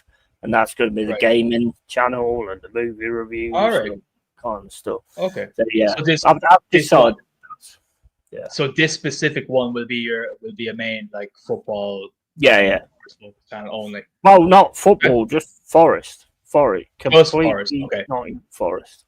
And the watch-alongs and everything else will only be here, I guess. That. Yeah. Okay. Oh, fair enough. No, interesting. Okay. Yeah, I've been thinking about it for a while, to be honest, and obviously, like it comes into account with what Jez has done. I'm not going to say I've just done it on the cusp, but what Jez has done is like a major difference to his channel. But it's not just down to that. I've been thinking about it for a good while, just making this about Forest. I didn't know how to create another channel. That's the truth. Otherwise, I would have done it. But so now I've sort of like thought, well, I've just signed up for Forest TV, which is $5.99 a month, and I can get the women's games on there, and I can get the academy games on there. So I'll be doing watch-alongs on the women's games, and I'll do watch-alongs on the academy as well, because it'd be nice to actually be able to see somebody who's possibly coming through. Yeah. So I kind of want to do that. That's kind of what my thing is at the minute. Big up Lone Star London afternoon from steamy Texas. Yeah, how hot is it there? I bet it's fucking ridiculous there, man. In Texas, Jesus, I can't even high 40s. I'd say I wouldn't be surprised. Depends where. Rebranded. I'm not really rebranded. I've just got. I'm taking things to a different channel. And making this, I mean, I suppose I have, because it's not called LongHairedYeti'sCave anymore. It's called Nottingham Forest FC TV. So, I mean, I suppose I have rebranded, but I just want, because a lot of people aren't interested in the gaming side of it. So, it's respectful for me to not have that on my own channel. Yeah, no, I get you. The positive aspect I'm looking at it is like you're going to offer now. I don't know much of Forest YouTubers. I'm only aware of one is Forest Fan TV, which I've never watched, so I don't know anything about them. But like I suppose if you're going to be wholeheartedly a Forest channel, then that's an avenue for any Forest fans that may stumble upon you want just Forest focused content. That's obviously real, from if it's going to be coming from you, it'll be real. So yeah, it could work. Would you be still doing the likes of this show here, or would you be doing it on the other channel? That'll be on the other channel. If it's a Forest show, then it will be on here. I guess and it'll be on there, because Lone Solomon says Forest through the trees. Absolutely. Yeah, but Jez has a green screen and you don't. Also, he has good audio. Me runs from Yeti. Yeah, you better do before you get banned, you prick. I have actually got. I will have a green screen soon because Jez, Yeah. absolutely big respect to Jez, gave me £100 super chat, so I will be buying a green screen by the end of the month. I think I was on the show for that one. Was I? Yeah. I was Well, too. Yeah. I got one, and Did you you? stick it. Yeah, I bought one. It's about 30 quid, and you Hmm. stick it to the back of your chair, but then it just folds over. Okay. Useless. So I'm sending that back, getting a refund on that, and I should have just gone for the one that I needed anyway, really. And then I'll just sort it out from there. Stephanie says, yeah, he doesn't rebrand, he repairs. Absolutely, but I never cheat on the Cruise Campo. It's always the Cruise Campo. Never cheat on that. Yeah. And Carl has rebranded to Cork. Forest Fire. Yeah, absolutely. Yeah.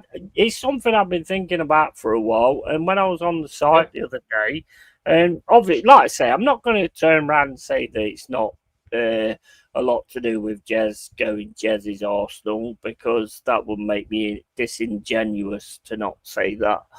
Yeah, so basically, he's done what he's done.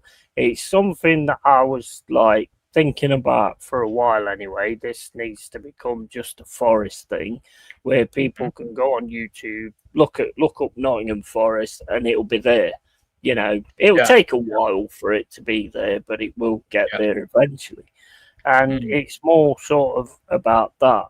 And then with the gaming, it's just some people are into it, some people ain't. You can't just expect people to be into watching you do whatever you do, you know. So that's pretty much why I decided to do it. No, interesting. Yeah. No, as I said, it creates a more linear avenue for Forest fans to potentially discover a real channel that they might be yearning for. You know? Yeah. So yeah, it makes sense in that regard. Just as long as you make sure you keep the casual content active too, I would say, because that's what a lot of people really love about you on the other channel that you will do. Like make sure you keep those streams going, because there's a lot of people that really enjoy that. I know I do. Yeah. So yeah, no, that should be interesting. Yeah, I'll be there, mate. I'll be there watching. I may not be watching the academy games or the women's games, but because I'm focused on the Arsenal ladies next season. That's all I'm watching after they win the Champions League. So yeah, but I'll be around anyway. I'll be around. The thing is, what I was thinking was like, if you wear a Forest badge on your shirt, I don't give two flying fucks what sex you are, as long as you're not a tranny in the team and all that shit. But if you wear a Forest badge on your shirt, then I support you, you know, and as well as the academy thing as well. I want to see these next players that I can turn around to you and say, oh, you want to see that fucking Bumberclap, Rossclap, wherever his name is, you know, and just see how good he is, and he's about to break into the team. And I want to actually do that kind of thing, you know. Yeah, it's cool that it's cool that their page, I guess, or channel, like, can show you the academy games. It shows all of them, does it? Like all the academy matches. He didn't say all of them, but it says it will show like so many. And to me, that's huge for me, because that's awesome. I play Football Manager and I look into like the youth squad and see who's good in the youth squad and stuff like that. So that kind of interests me. You know, look at this guy, fucking hell, he's on his way coming up and all. That's it. To me, that's a proper fan who's interested in what's coming up instead of what's there now. You know, and even the women's team as well. I mean, they've done amazing. I mean, they've won the league this season. You know, I mean, I'm not piggybacking, but yeah. Oh, did they? I didn't realize. Well, no, it's not about piggyback. I mean, if they're showing, like, I mean, I said this when the Arsenal ladies won the Champions League. I'm like, hey, fuck this. I'm watching them next season, and I will. Until there's a proper change at my club, for example, I'm not going to be watching every single game like I have been for the last 20 odd years when I can. I'm not doing it anymore because I'm just fed up of following something that's completely gone corporate and just absolutely takes the wholesale piss out of its true fan base. And the only branch of Arsenal right now that seems to be doing something right is the Arsenal ladies. So whenever there's a game on, I fucking watch them. I'll watch them gladly. Yeah, I mean, I know, like what we're doing at the minute is awesome. Well, last season, quality to watch and everything like that. But as we've discussed before, there's certain parts of football now that I'm losing. I'm losing that interest in it.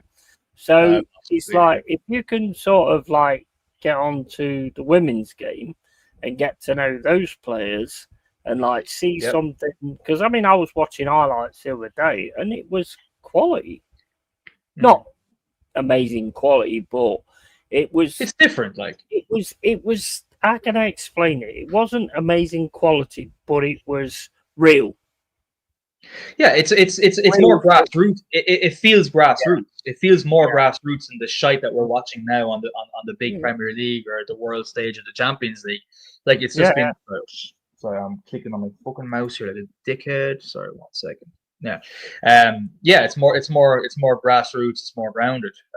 Like I just reject naturally at this stage. The older I'm getting, especially, I can't enjoy anything that's, I'd say, corporate. You know, like all out corporate, all out selling, money at all costs, rinse whatever plans there is. I can't. It's the same thing with music. It's just, and I followed that mantra for most of my life, and for some reason in the last 10 years I let it slide with Arsenal because I can't help myself just being a fan of the club.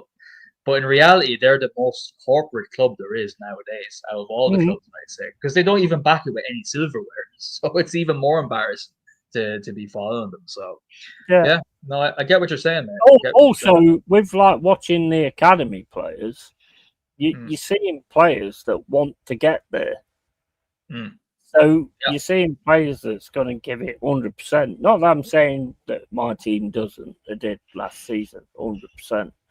But I'm also going to sort of see those players sort of shining through. You know, because believe it or not, I do have like quite a good ability at spotting someone who's quite decent. To be fair, yeah, of course. you know, go on. No, I was just saying, yeah, of course, because you know football, mate. You know, the eye test. We all have the eye test, you know. Anyway, yeah. Pipe says, he's the Sheriff of Nottingham. I'll go that for. But Liverpool are putting the EPL on notice with their signings. That is very true, Lone Star. Yep. They are making some. I mean, is it Kirkes? I think Flirts. Is it Flirts or Florian Wirtz? Not Flirts. Wirtz. Yeah, Wirtz. And what's the other guy's name? Frimpong. Oh, they signed him as well. Yeah, they've spent nearly 200 million, I think, at the minute. Well. Yeah, they won the league. Why not? That's what you should do. You know, keep pushing forward. They're not messing around.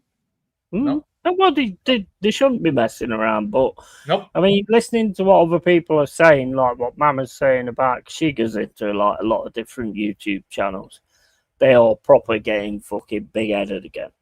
You know, like Arsenal took over it with a fan base, but they're proper going to that point now where what was that last thing I read?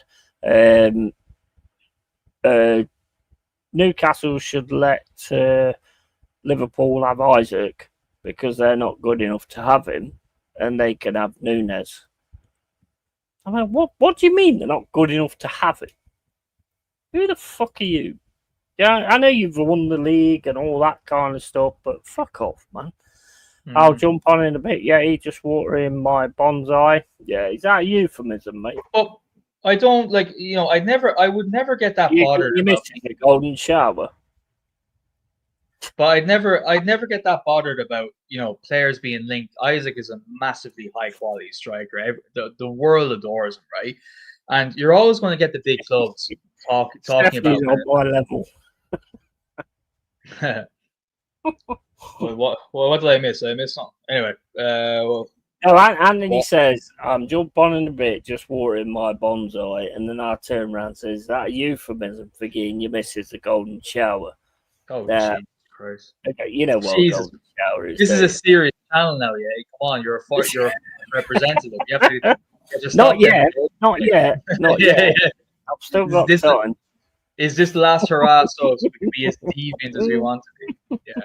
No, but like I wouldn't put any attention to other clubs and other fan bases talk about, oh yeah, like we're going to sign this player or we're going to sign that player. Look, it's part and parcel of the fucking game. It is what it is.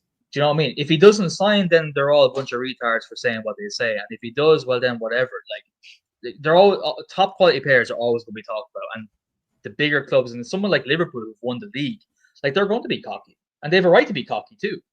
They absolutely have a right to be cocky. They're the fucking league champions, so just ignore it. It doesn't matter. People talk. That's why I don't talk to fans anymore. If you actually look at those stats that I saw the other day about which clubs got the most money, Newcastle are right at the top with 498 billion. Of course they are. Why would they need to give you their players? There's water in the bush. But yeah, we are on the same wavelength. Absolutely, 100%. I thought that straight away, same as you did. This pipe's a burning bush. Yeah. Well, nobody wants a burning bush because that normally comes with chlamydia, and we don't want that, do we? No, we don't. We definitely do not. Yeah. But yeah, I mean, it's like the thing I have an issue with it is, and this is what I'm not going to be doing on the Forest channel. He's just coming out with oh, this player's got some new shoelaces and all this that. Because like I said earlier, right, they never retract that. They always do their streams, they get their super chats, they get all this crap, all the views and all this and the other, and then they turn out to be wrong. They never turn around and go, oh, I was wrong about that. No, never. They don't care. They don't care. Maybe I've just given them an idea, actually, to get another show out where they could say they're wrong. Yeah. Oh, well, that would be thousands of hours of fucking content. Yeah. That'd be genius. Yeah. That'd be genius on their part. They'd never run out of content. Yeah. Kate Bush says Lone Star Lunder. Man Flossie says seek help immediately, Stephanie. Yeah, absolutely. Absolutely. Right, be back in a sec, bro. I just need to have a piss. Yep. But yeah, the whole fact that there's there's an audience for people talking about rumors of every single player, what mood they're in, what fucking slight thing might make them move to a certain club based on this, that, and the other. It's insane because, I mean, I don't know what's more insane, the content creators doing it or the people lapping it up, Fucking sorry, that's when I'm clicking something again.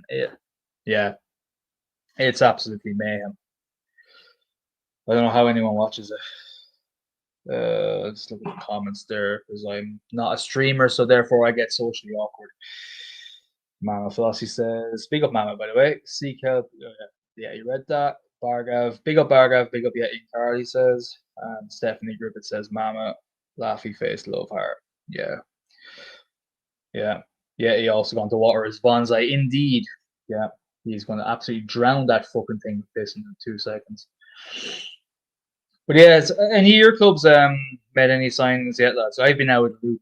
I've been completely out of the loop in terms of any sort of transfers because there's nothing that rots my brain more than just hearing about rumors. Because you all might remember this, but Arsenal as a club were probably one of the first to be touted for rumors going back, I'd say, since 2013, since I started remembering and being online quite a lot. Like, we were linked to everybody. We were linked to Benzema every fucking window. We were linked to Higuain, if you all remember him, Julian Draxler, Jan M. Villa, all these people. What about your clubs? Is there any actually solid rumors there? Yeah. Oh, he's back. Yay. Apparently, we're after, I read the other day, I mean, it's always apparently with me. It's always going to be apparently. Apparently, we're after Dusan Vlahovic. Well, you've been after for the last fucking 5 years, haven't you? Yeah. Anthony, by the way, I'm just going to drop him in. Yeah. Yep. But yeah, apparently that's what I was reading the other day, that we was actually interested in Dusan Vlahovic, who you guys have been interested in for fucking ages. Yeah. Yeti, who am I? Last week. Fucking yeah. Oh, you do realise I don't remember last week, don't you? Well, no, you can't fucking remember last night then, last week, but that's Yeah, I can't. Oh yeah. I've got it. He's just dropped. Penny's just dropped. Yeah, I tell you what, that was fucking hilarious. That just went in. Was that the last stream we were on last week? You mean? Because I think I know now. Yeah, no, I was just making sure. Yeah, I think we was all thinking it. We was all thinking it. Dal just went. You do realise on the stream you can actually talk, don't you? Oh man, that was fucking hilarious. Dal took over and became Portland's resident comedian for the night. Like, he proper went in there, didn't he? He just took over and started fucking laying bombs of jokes. Like, he went in dry, mate. He went in fucking dry. Yeah. He also went to water his bonsai. Stephanie, Mr. Pipes, Bargav, mate. How you doing, bro? Supposedly, Seth's a release clause. Well, don't you sort that out when you sign a contract? Rumors so you need to look crazier and stoned than that. Nah, don't do stoned. I used to do. I do pissed out my fucking face and just rambling. Yeah, that's the best way to go. How are you, Anthony? Anyway, mate. How are you? How have you been? How you doing, mate? I'm not too bad. Plenty. I tell you what, lads, it's fucking hot one today, isn't it? And yesterday, the weather has been. But I have no energy, mate. Like, I have no energy at all. I had no energy today. All I've been doing is laying slabs in a customer's back garden. That's all I've been doing. And is that a euphemism? No. It really did sound like one, didn't it? He is, isn't it? Laying, and yet he pulled it to the extent, doesn't he? Laying slabs. Laying slabs in the customer's back garden.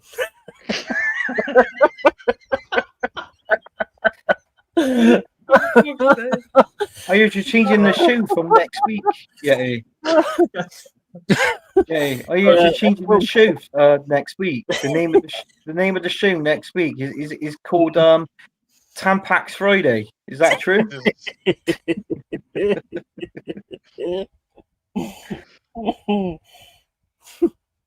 I think I beat Stephanie to that one. I think you're probably thinking it. I'd like to see this channel get to 1K subscribers, says Lone Star. Cheers for that, man. Appreciate that, bro. Yeah, fair play. It's real. It's real. We just talk it the way it is. Also, humid heat use Yeti's blend stamp packs.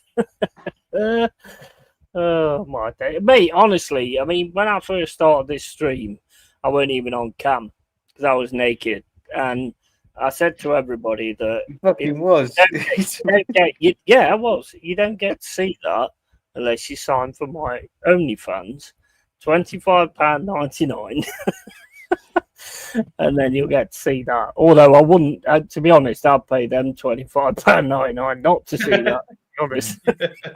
What he said, Carl, what he said, I'm here doing the show at the minute, but I am not going to put my camera on. And he said, my boobs and he said, my tits are fucking sweating. That was his words. You don't get that anywhere else on YouTube, mate. You don't get that anywhere else. You don't. It's just pure. It's pure reality on here, and I love that. And that'll be going to the other channel, obviously. But that's why this is the only stream I'd regularly go on, because like I don't even have to think about a way to be. Do you know what I mean? Because whenever you're in any sort of social setting, like usually you're kind of going, okay, don't be my full self because I don't want to get in trouble. That's usually how I feel when I'm ever in a public setting. But here you just like say whatever to a degree, obviously. That's grand. Keep it going, mate. Don't ever lose that.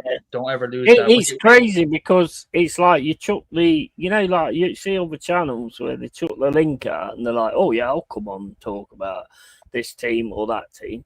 But I think like the stuff that we get into on this, it's like you put the link out and you're like, I ain't going on talking about that. You know what I mean? And I think that says a lot. Yeah, he was on fans. There was one time, speaking of that, there was one time I think it was possibly this show, The Real Deal or The Final Whistle, and you were talking with Jez, and like I dipped out for about 10 minutes, and then I said, "Oh yeah, I'll hop on," and I didn't catch the context of what was being said. And I just hopped on. I hopped in backstage, and I just didn't have the headphones. I was just chilling. Then I seen I was put on the screen. I just put on my fucking headphones, and you guys were talking about such deep shit, such controversial shit. I was like, "Oh fuck!" I was like, "I'm not ready for this shit yet. At least give me a fucking 10-minute warm up first." Like, oh, it's hilarious. But that's the best way to be. We have probably covered so many sort of different things on this channel. Well, it's been good things and fucking wrong things. That's what it's been. But it's been good. But the thing is, there is like I always say to anyone that comes on, there is a point that you don't. Even I won't go over. You know, no, there is a. You guys know what I mean. There is a point that I won't have. You know, I had to tell somebody a while ago, but. You know, there is always, you know, look, at the end of the day, if you can get on a stream, then get on a stream. But don't think that makes you have the right to be a complete and utter retard. There's only me gets that right. Because it's my channel, you know. And it can go like that sometimes. Stephanie says this channel is beyond reality, and Infinity Buzz and Woody, who's Mr. Potato Head. Yeah, absolutely. It was always meant to be just something where we could all just sit and have a chat, regardless what it's about or anything. It starts with football, as it always does, and then it just goes on to just... It's like being in the pub and just having a laugh with your mates, you know? Yeah. The only thing that we don't do, because if we was in a pub and Anthony was there, we'd just keep getting him, we'd just keep making him think it's his round, and he'd keep getting the drinks.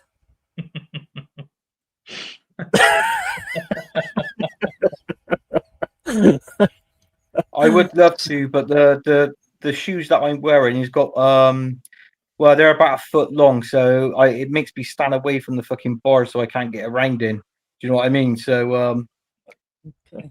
There you go. Or you could say they got more points than fucking Arsenal. So you know, that was the most terrible comeback. Yeah, it was, wasn't it? It was absolutely awful. I've got shoes that's that big that I can't get to the ball. You Brits, you English, and your fucking innuendos. You can't help it. If you see any opportunity to turn any element of conversation to a sexual reference, you can't help yourself, you guys. It's the English in general. It's insane. I've never seen that. You know why he said that, don't you? And you know why he wears those shoes? Because women look at you and go, the size of your feet is the size of your cock. But then when he walks, they can see it flopping. They can see it flopping, so it ain't gonna work. Yeah. Oh Lord, they can see it flopping to an inch, so it's not gonna work, mate. I'm the guy. I'm the guy that's on that film Deadpool and Wolverine. Do you know at the end when the guy gets off his his bike, yeah. And he knows it's him by the size of his fucking junk. That's R.I.P. to any female viewers still watching this, by the way. Yeah, apologise for that. Yeah, I don't have many female viewers. There's only Joe and like Stephanie can handle it. I think Mama Flossie, but she tells me off all the time, which works really well. Not. And why is everyone on this stream smoking gay tobacco? Because we're in electronical denial. That's why, mate. Stop being homophobic, Pipes. Why are you gay? That is the funniest. Are you gay? That is the funniest clip on fucking YouTube to this day. Isn't it? Oh my god. Oh my god. I am transgender. Why are you gay? I'm not gay. I'm transgender. Why are you gay? It's been something that goes on in the Discord all the time, that kind of thing. And Yeah, I mean, it's just this like channel is like, well, it will be the other channel. It's always going to be the same. In my opinion, it's a bit like an OTT. Do you remember OTT, Anthony? I don't know if Cole will, because he's like 12 years old. But Yeah. there's a thing called OTT. You had a thing called Tiswas, right? And then you had a thing called OTT that was at 10 o'clock after the watershed, which don't seem to matter anymore. And it went more sort of sexual and all that kind of stuff. So it's a bit like that. It's a bit like an OTT kind of thing, over the top.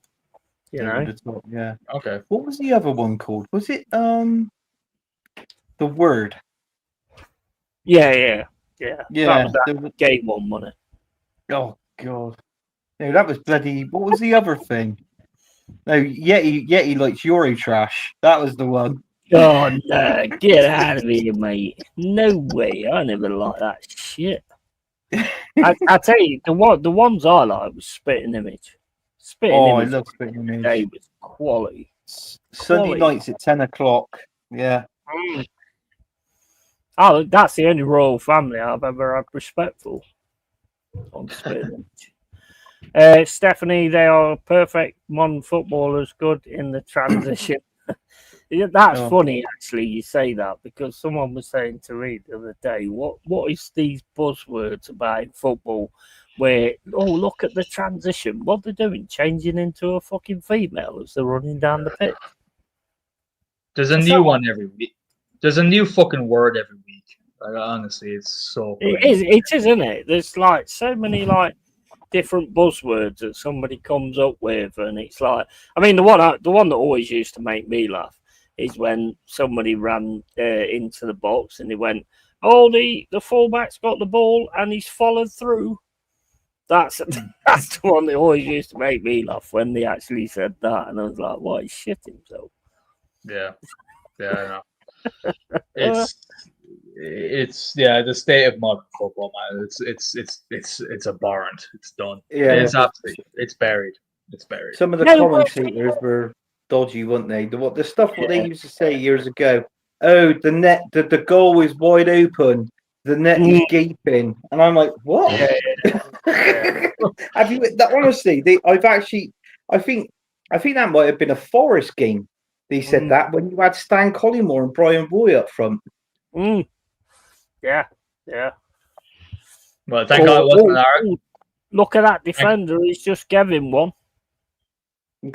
Yeah. If you're that kind of person that goes on those like double entendre type of things, it's just fucking hilarious listening to some of the commentary. But even as on with it now, though. But even as an Arsenal fan, you know, when you're cheering for your club and you say, "Come on, the Arse!" Jesus Christ, lads. we need to come up with something different, lads. We need to come up with something. Come on, up the arse. Yeah. I was waiting for that one. I wasn't going to say it, but I knew if somebody was going to say it, it was Yeti. Yeah. I was in the pub watching one of the games last season, and like one lad in the back yelled that out, like, "Come on, the arse," like that, and like I was like, "Lad, this isn't even an Arsenal bar we're in. This is a normal pub in the back arse of Ireland. Like, no one knows what you're fucking talking about. Like, you nearly got fucking killed. You nearly got fucking thrown out." There's nobody behind you. What are you talking about? Oh, that's. Oh, mate, it's insane. Like back in the day, they're so sort of. Man, they still keep coming out of these kind of things. They still keep coming out of these kind of things, and you know, I mean, if you're not a retard or you're not somebody that finds things funny that you're not supposed to find funny, then you won't find them funny. But there's a lot of times when I listen to games and I'm just chuckling away at some of the stuff they say. You know, always followed through. And it just cracks me up. Honestly, it just fucking cracks me up. Because I've always been like that. I've always been about, like, when people say stuff. I mean, my dad, oh, man. My dad, like, has a serious lack of sense of humour. So if anybody says that to me, it's not that he has a lack of sense of humour. He'll actually say it, and he'll just turn around and go, "Oh, well, this guy like come up to me, and I got behind him, and I fucking gave him one." And like me and my brothers laughing his fucking tits off. We're absolutely laughing his tits off, and he's like, "What are you fucking laughing about? This is what you have to do to these people." And I was fucking dying. I was absolutely dying with laughter. Oh, stop. Yeah, but I mean, you know what? You have to have a laugh about things. If you don't, then you fucking might as well be dead. It's I not mean, most people. It's the mind it's going into. Yeah, absolutely. Tony Nero says I had to reread that, Steph, after listening to this lot. And Stephanie, take one for the team is another one. Yeah, definitely. Yeah. How many times have you been told that, Stephanie? Oh, Jesus. Oh my god. Bro, what did I sign up for tonight, bro? Jesus Christ. That's it. That's a sub lost. I can't. My mind works so quick, you know. It really does. It's a shame my body don't work as quick because my body's lazy as fuck. But yeah, my mind just works so fucking quick. But I mean, like, what is like going on, like with your team at the minute and stuff like that? I didn't know where to go then. So I felt every millimeter of that diversion. Right, lads. Let's be sensible now. Come on. How's your team doing that? Anyway, Anthony, I'll let you take the floor, mate, because I've been chatting bollocks all night. Shit. Our team's doing shit. Oh my god, Steph. 69 times and counting. Yeah, shit. We got nobody in at the minute. We haven't signed anybody. Is crap. Thomas Partey, he's now leaving, so he's going to be gone. Yes, he's leaving. So that's that. I saw that today on Sky Sports News when I got in from work. And apart from that, yeah, shit. And at the end of this season coming, we might get a star. So we could be all right. I can't believe Partey is leaving, man. I didn't even fucking hear that. Yeah, he's leaving. He's gonna go on a free. Lovely. Fantastic. How much did you pay for him? Because that was a 45 million. 45 million. Yeah. Release clause. Yep. And he's what? He's 31 years old, is he? 31? Yeah. On a free. Great. Well done, Arsenal. Well done, lads. You know what? To me, that's massive because I mean I saw it on social media earlier, and I saw a lot of the comments saying, "Oh well, we need to get rid of him anyway." And Man United was saying, "Go on, step in, get him." And the Arsenal fans on there was saying like, "Oh well, he gets injured all the time. He didn't get injured much last season. He did in the first one, but not in last season." And to be honest, me personally, as an outside fan, he does make a difference because he allows Rice to do what he does. Yeah. Yeah. Apparently, there's good news, Carl. We could be going in for Ryan Yates for 7 million.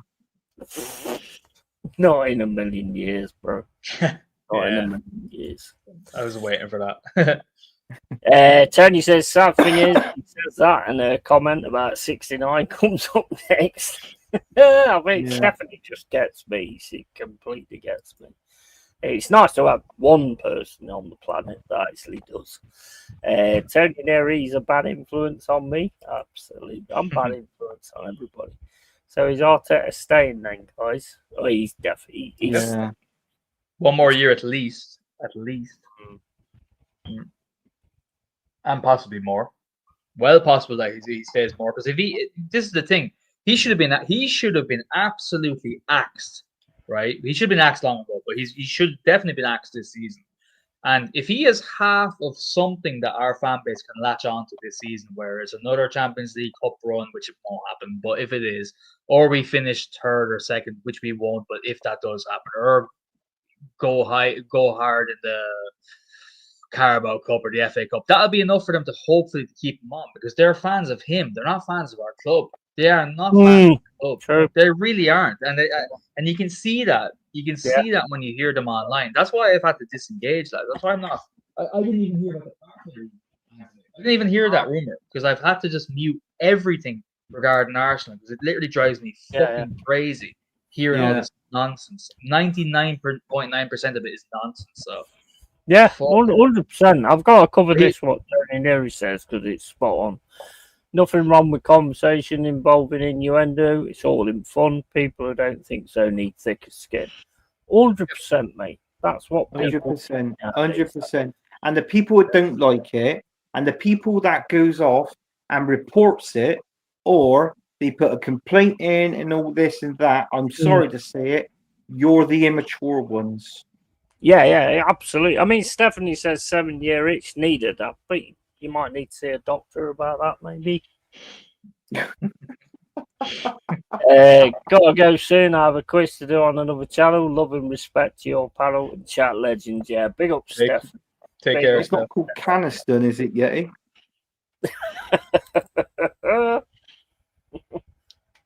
Take care. Yeah, that's the thing with me. I will rip anybody. If you say something that's not right, I will go in on you. You know what I mean? Not in that way, dry. But, I will, my mind works so quick. It's unreal. It's absolutely unreal. And it's never meant as a bad thing or a nasty thing. It's the way we always used to be. Mm-hmm. We never used to be any different, to be honest. It's like I was at the pub today, and I went in to get another drink, and these fucking student lads nicked my fucking table, nicked my chair. So I walked up to these two women, and I got their chair was there, and I says, "Can I borrow this chair?" And she grabbed her handbag. I said, "I don't want your handbag. And I've got long hair, but I'm not that kind of guy." You know what I mean? And it's just like people just don't be like that anymore. So when you are like that, they see someone who's like, it's like fucking Invasion of the Body Snatchers nowadays. It's like, which ones can you approach? Which ones can you be all right with? If you're not all right with them, we've got one here. He's here. Fucking hell, everybody beat him up. Gotta go soon. I already read that. Yeah, big up, Stephanie. Enjoy your quiz. Yeah, thank you for being there. Thank you for your support always. I wonder if it's a Man United quiz. Well, I think you'd be on Man United Gender Benders. Is it Man United Gender Benders? Oh, my God. No, yeah. See, they went live about... What time is it now? They went live at 9 o'clock. What's it called then? Man United Agenda. It's not fucking... Oh, well, no, I mean, yeah, I know it was gender something. Fucking hell. He sees that. He sees that because he knows I used to go on that show. Well, that's why you got invited, because you are a gender bender. Well, he's a slab dealer, mate. He's a slab dealer. Anthony in the week, Antoine in the weekends. We all know it. So just admit it. No, it's not Antoine. It's Anthea. Oh yeah, Anthea. Well, you can put it any other way. But I just thought Antoine. The reason I said Antoine is because you've won one FA Cup in the last 5 years. Yeah. Yeah, we have. Yeah, very good, very good, yeah, very good. Very good. I think I preferred my joke, Cole. Well, you would. You would.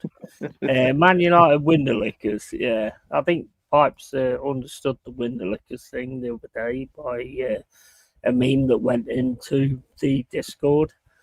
And he just did not understand the joke. And I said, well, what we call those kind of people is Winderlickers in England. So that's what it means. Fair. Yeah.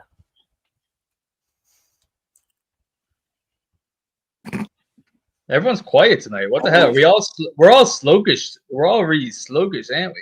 Jesus Christ. Yeah. I'm Yeah. trying to get something to go on. Yeah, no, because I'm always conscious not to interrupt someone, so I go quiet before, you know, that kind of way. And then we're all polite, we're all tired and shit. Jesus Christ, man. Bring back winter. Bring back winter. Well, the only thing that I have like to like go into is like things that's happening like in Ireland at the moment, with like the uprising and all that kind of stuff. But it's whether you want to talk about that. Well, I mean, yeah, we can talk about anything, mate. Absolutely anything at all. It's kind of like what's going on in Ireland. You know, there's a lot of people that feel the same. You know, like what I'm pretty sure what you feel as well. What's going on in the UK? There's a bit of that going on for sure. I don't think. Again, I remember I was saying this last week to you. Like, there's a lot of you know, when you're online quite a lot via X or anything, any actual news source, be it legacy media or even modern day media. Yeah. It's very dangerous because your algorithm will always be indoctrinated to what you want to see, and I've noticed that even myself. Do you know, like, because I have an X account for my work, and like I don't even follow anyone of a political opinion or anything else, but still in your feed things come in, and if you were to if you were to only look at what, like, say for example, okay, what's going on in Ireland or the UK, or let's just say Ireland because that's what I know, and you were to stay on X for say an hour, you would think, Jesus Christ, mate, you could never go to that country. It's a no-go zone. Everything's on fire. Everything's crazy. In reality, though, it's not really that bad. You know, there is issues for sure, and it's the biggest issues in my country right now is that, you know, people from the ages of 18 and I'd even say up to 35 and even 40 at this stage are not able to live comfortably, whilst like you take a family in a household, a mother and a father, one or two kids, both of them are working full-time, decent enough jobs, and they're struggling. They're struggling massively. I'm talking, we're talking in euros, right? So, you know, you can do the maths in your head. It's not that much to figure out, but the average wage for an absolute shithole, I'm not even talking about a nice house, I'm talking about a shithole, even in the countryside, not even in the major city like Dublin or Cork or Galway, the average rent for a place now is up to 1,900. 1,900. That does not include any. I don't know what it's like in the UK. That does not include electricity. Doesn't include bills. It doesn't include anything at all. That's your flat rate of rent, which is essentially almost a full salary for one person. And then everyone is struggling. The cost of everything is going so high. There's taxes on absolutely everything too, and that's, for me, would be the major issue, is that the standard of living in this country, for whatever reason, it's easy to look and blame, you know, people coming in and that sort of thing, which is an issue if you're not able to look after your own, for sure. I do agree with that. It's the people in power that allowing that kind of course thing. Yeah, which right now, what's going on in Ireland, which is, you know, it's almost like, now this is very controversial what I'm going to say, but like the way all of the world's issues are our own issues now is very, very opportune for our government. For example, right now, the only protest that you'll see in Ireland right now is about things that are not happening in Ireland. For example, that's the only protest you'll see, and you'll see hundreds of thousands of people show up to these things. And at the same time, I'm going, hey guys, I'm not going to pick a side, because I don't care. I can only register care for people that are around me and people that I love, which is about 8 people max, and that's pushing it, right? Yeah. How I don't have the energy to look at the rest of the world while my own country, most of the youth of this country, is absolutely struggling and working very fucking hard, may I say, and still struggling to make ends meet. And people are saying, I don't want to have kids because they don't think they can afford to have kids, even though they both work, a man and a woman, into their 50s or 60s even, will have to work until retirement, and they think, oh, I don't know if I can afford this. I don't even think I can have a kid, and they don't even have like a luxurious mind view of lifestyle. So me right now, it's very bad. That's the biggest issue in this country, and I think it's the biggest issue in yours too. It's very easy to look at the other things and put all of your effort into all those. There's too many foreigners coming. That's too easy for those guys. It's too easy. It's not good to have too many people coming in, but at the same time, fix the fucking shit that's going on. immediately. So Yeah, how do you do it? I don't know. Sorry, I went on a rant there. Sorry. And the thing is, and I've said this quite a lot this week, that the only people that's actually getting anything from this are the people that's in power. I mean, I've started to believe that this CCTV and all that kind of stuff that's everywhere, whenever there's a crime goes off, all the CCTV didn't catch it, or the CCTV didn't see it.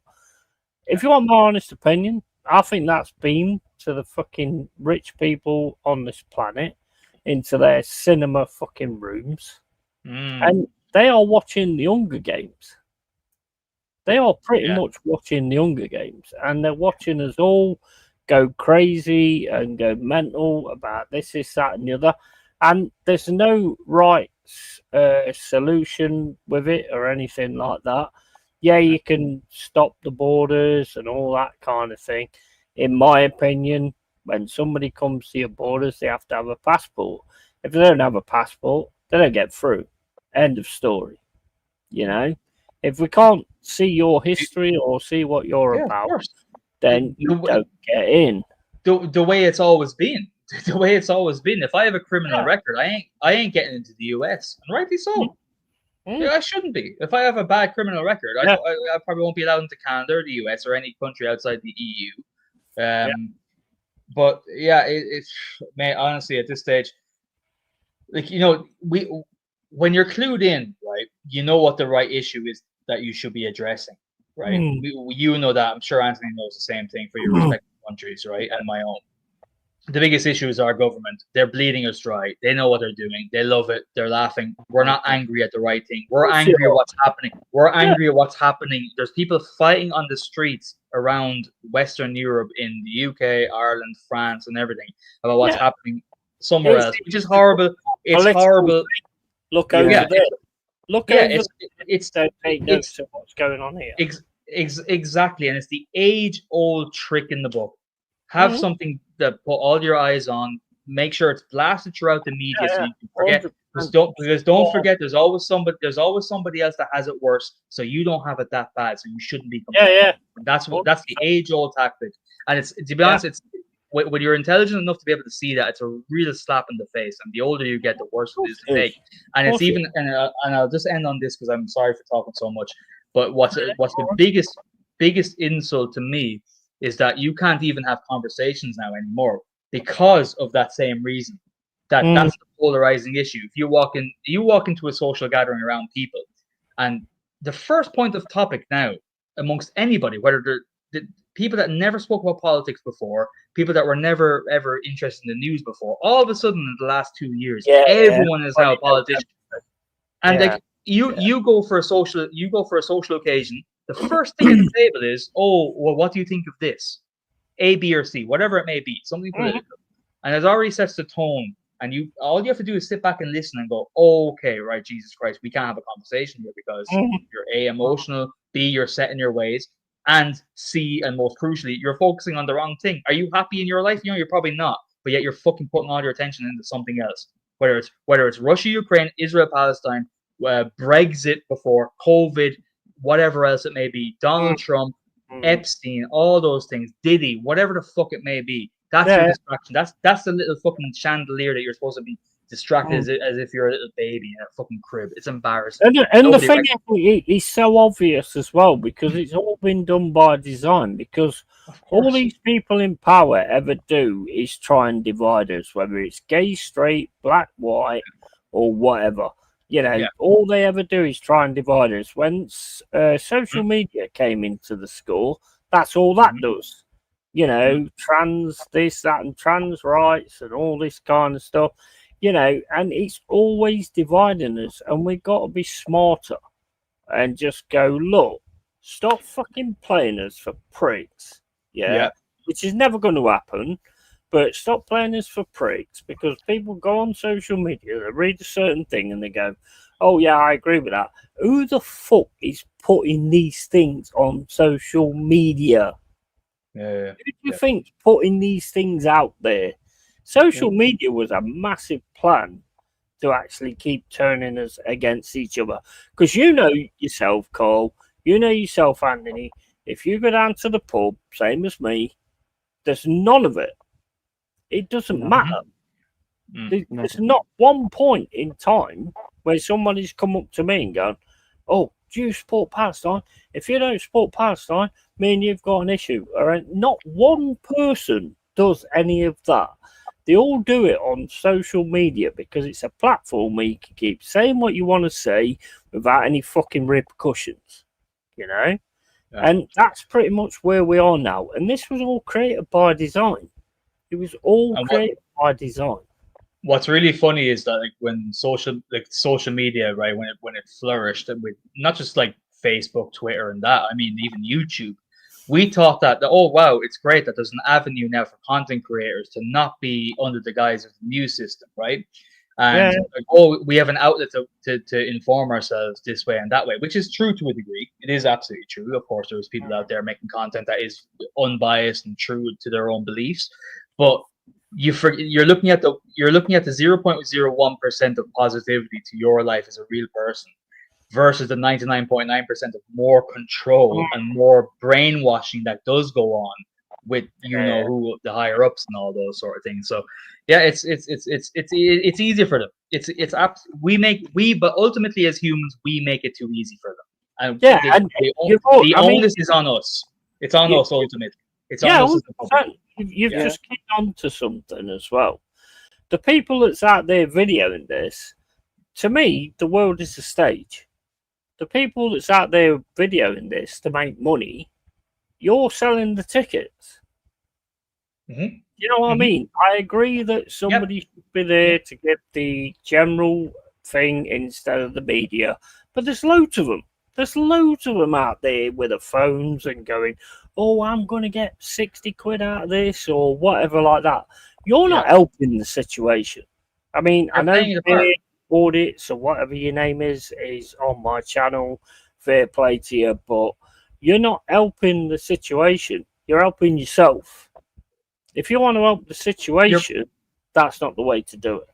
You're playing the game. You're playing the game when you do that to a certain degree, and also you're feeding into the kind of you're feeding into almost like, it's almost like a contradiction what I'm going to say. Like when you ask me about, like, the uprising in Ireland, there's not really much of an uprising, mate, to be honest with you. There's just people who are counter protesting. That's all it is. Like when you walk through even Dublin City, it's gone a lot rougher, but Dublin's always been a bit rough anyway. But like you can go to Dublin, you're not going to have to really be that worried about yourself. Do you know that kind of way? But at the same time, people that are going out videoing all this sort of stuff and creating narratives like, "Oh my God, everything's gone to shit, everything's gone to shit, everything's gone to shit." You're also fearmonger. You're also playing that part, and which is also distracting, most likely, from the real issues that are going on in your day-to-day life. Mate, I went to Yeti and Anthony. I went to fucking Aldi today, right? I filled up one basket in fucking Aldi. Do you know how much it cost me, mate? I didn't even buy anything expensive. A basket. It cost me 75 euros, which is about 70 British pounds. You have to for pay a basket. Say again? I missed that. It's going to be funny. I know it. Did you have to buy the basket? I wish, mate. I wish. I fucking wish I got a free basket out of that, man. I wish I got a free. No, but seriously, like it's insanity. I don't know if it's like what's always happened. It's like if you watch social media and you see everything that's going on, you're going to be scared to walk out your front fucking door. You're going to think you're going to walk out your front door, you're going to have a Palestine person in your face, or you're going to have somebody saying you're a racist or something like that. And it's not anything like that. And the thing is, people that's in power, they love that because you're doing exactly the same as what the media used to do. Exactly. You're doing it in a right way, but you're doing exactly the same thing as what the media used to do. Exactly. You're making people scared of going out here or going out here. I mean, I've contemplated like doing this kind of stuff because not to do this kind of stuff, but to just like get myself involved and try and make a difference. But then I sort of thought back on it and thought, well, you're no better than those people, to be quite honest with you. You're just doing something, and the reason you're doing it is for your own gain. It's got nothing to do with trying to help the country. You're doing it for your own gain, and then you're doing fucking videos where you fucking. It's same as when you do a video of giving an homeless person a sandwich. Why did you have to do a video? Exactly. Just spot, give the mate, your fucking sandwich. Your spot. I'll let Anthony come in because I've been talking a lot. Sorry, Anthony, mate. Sorry. No, I totally agree, lads. I totally agree in social media. And what I don't understand is why is it that people like if there's a fight that breaks out or someone's being bullied, why have they got to stand there and film it and put it on Facebook or any other social media platform? I think you're doing it for the fucking views. Why don't you, instead of filming it, why not just be a man and grow a pair and help that fucking person? Yeah, or stop it, or stop. Yeah. Why just film it and stick it on social media? Because not being funny, for my opinion, is if you're a person that does that, you're a fucking coward. Yeah. Honestly, I gotta say it. I see it all the time, and then I just after 30 seconds, I can't watch it. Honestly, I just scroll up, and it's all this, and it's like, why film it? Why film it? Help someone. Don't fucking film it and stick it on social media, and then people sees it and then they put their fucking comments in. No, I mean that's what most people say in the comments anyway. Why don't you fucking do something about it? Why don't you actually fucking get involved? Or not get involved, but just try and stop the situation.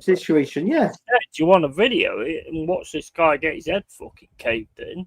And fucking then go, oh, this is out of order. This needs to be sorted out, and all this, that, and the other. But you're stood there videoing the fucking thing. Yeah. I would never. And the reason, I mean, I've thought about it, and I've spoke to Carl about it, where I could go and do these things, but I haven't got the temperament for it. If I saw something like that, I would have to get involved, and then I'd probably end up getting arrested. And it's like, anybody can look at that and think, well, you're not going to do it because you're a pussy. I certainly ain't no pussy. You don't know my history. But the thing is, it's like, I look at it and I think to myself, well, you're doing this for a living. You admit you're doing this for a living. These Palestine protesters are doing it for a living. They're getting paid as well. But even like, to your point, there's a well-known, I won't say the name, right, but there's a well-known content creator based in Manchester. You all probably know who he is. I know who you mean. And that guy, like, for example, like, he's like, I could understand if I was living in the UK, some of the points that he makes, things are, I agree with certain things and this and that and the other. But his content is centered around running around the city and looking for the worst things possible and antagonizing as well. And it's horrible. Yeah, it makes for great viewing because unfortunately our brains are wired to receive negative things. It's the same reason why it's the same reason why people watch soap operas like Coronation Street, EastEnders, and all those things. Oh, drama. Oh, she cheated on him. He cheated on her. We're just hardwired to focus on negativity because ultimately it's perceived as a threat to us. So we're hardwired to consume that sort of stuff. Yeah. But people that do that for a living, mate, you're as we said, you're just a new form of the shit that was going on before that we wanted to reject from the legacy media. You're doing the same thing. You're fear mongering. You're showcasing the worst light, like you said. Yeah, if you were to only look at online, and I'm glad that you said that because it's very true. Because come to Ireland if you ever want that. You're gonna have a great time. Yeah. Obviously, avoid the rough streets. But other than that, it's fine. But it also comes down to like what they use as clickbait as like a comment as well. Like, of course, like everybody in this chat right now, everybody here in the cave. If I was to do a video tomorrow and the thumbnail was Yeti gets slapped, everybody would go to it. Of course they would, yeah. And it would be like, I don't know, my brother going, "Oh, you prick." Literally. And that's exactly what it is. When they do this clickbait and stuff like that, that's exactly what it is. There's so many people that do that all the time. Like, I don't know if you remember, I was saying to you and Mama before via Instagram.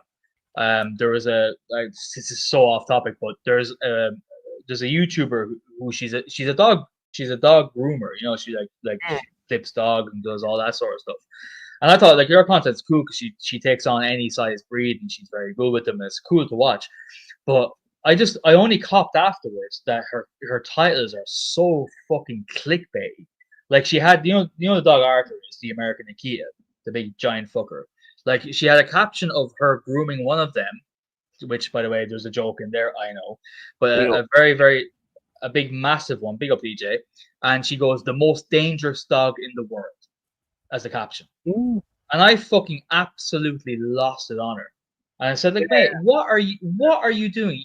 Your day-to-day is actually really good what you do for dogs. You take on any sort of, like, any large breed, any dangerous breed, you take them on, you know how to work with them. But yet you go and ruin it all by doing a title like that. Because what you're doing is, you're just casting a net. By the way, she has like 4 million subscribers, so it's a big channel. You're casting a net out with this dog. What kind of dog is this? To the worst kind of people that would be attracted to that dog for the worst reasons. That's what you've done right there.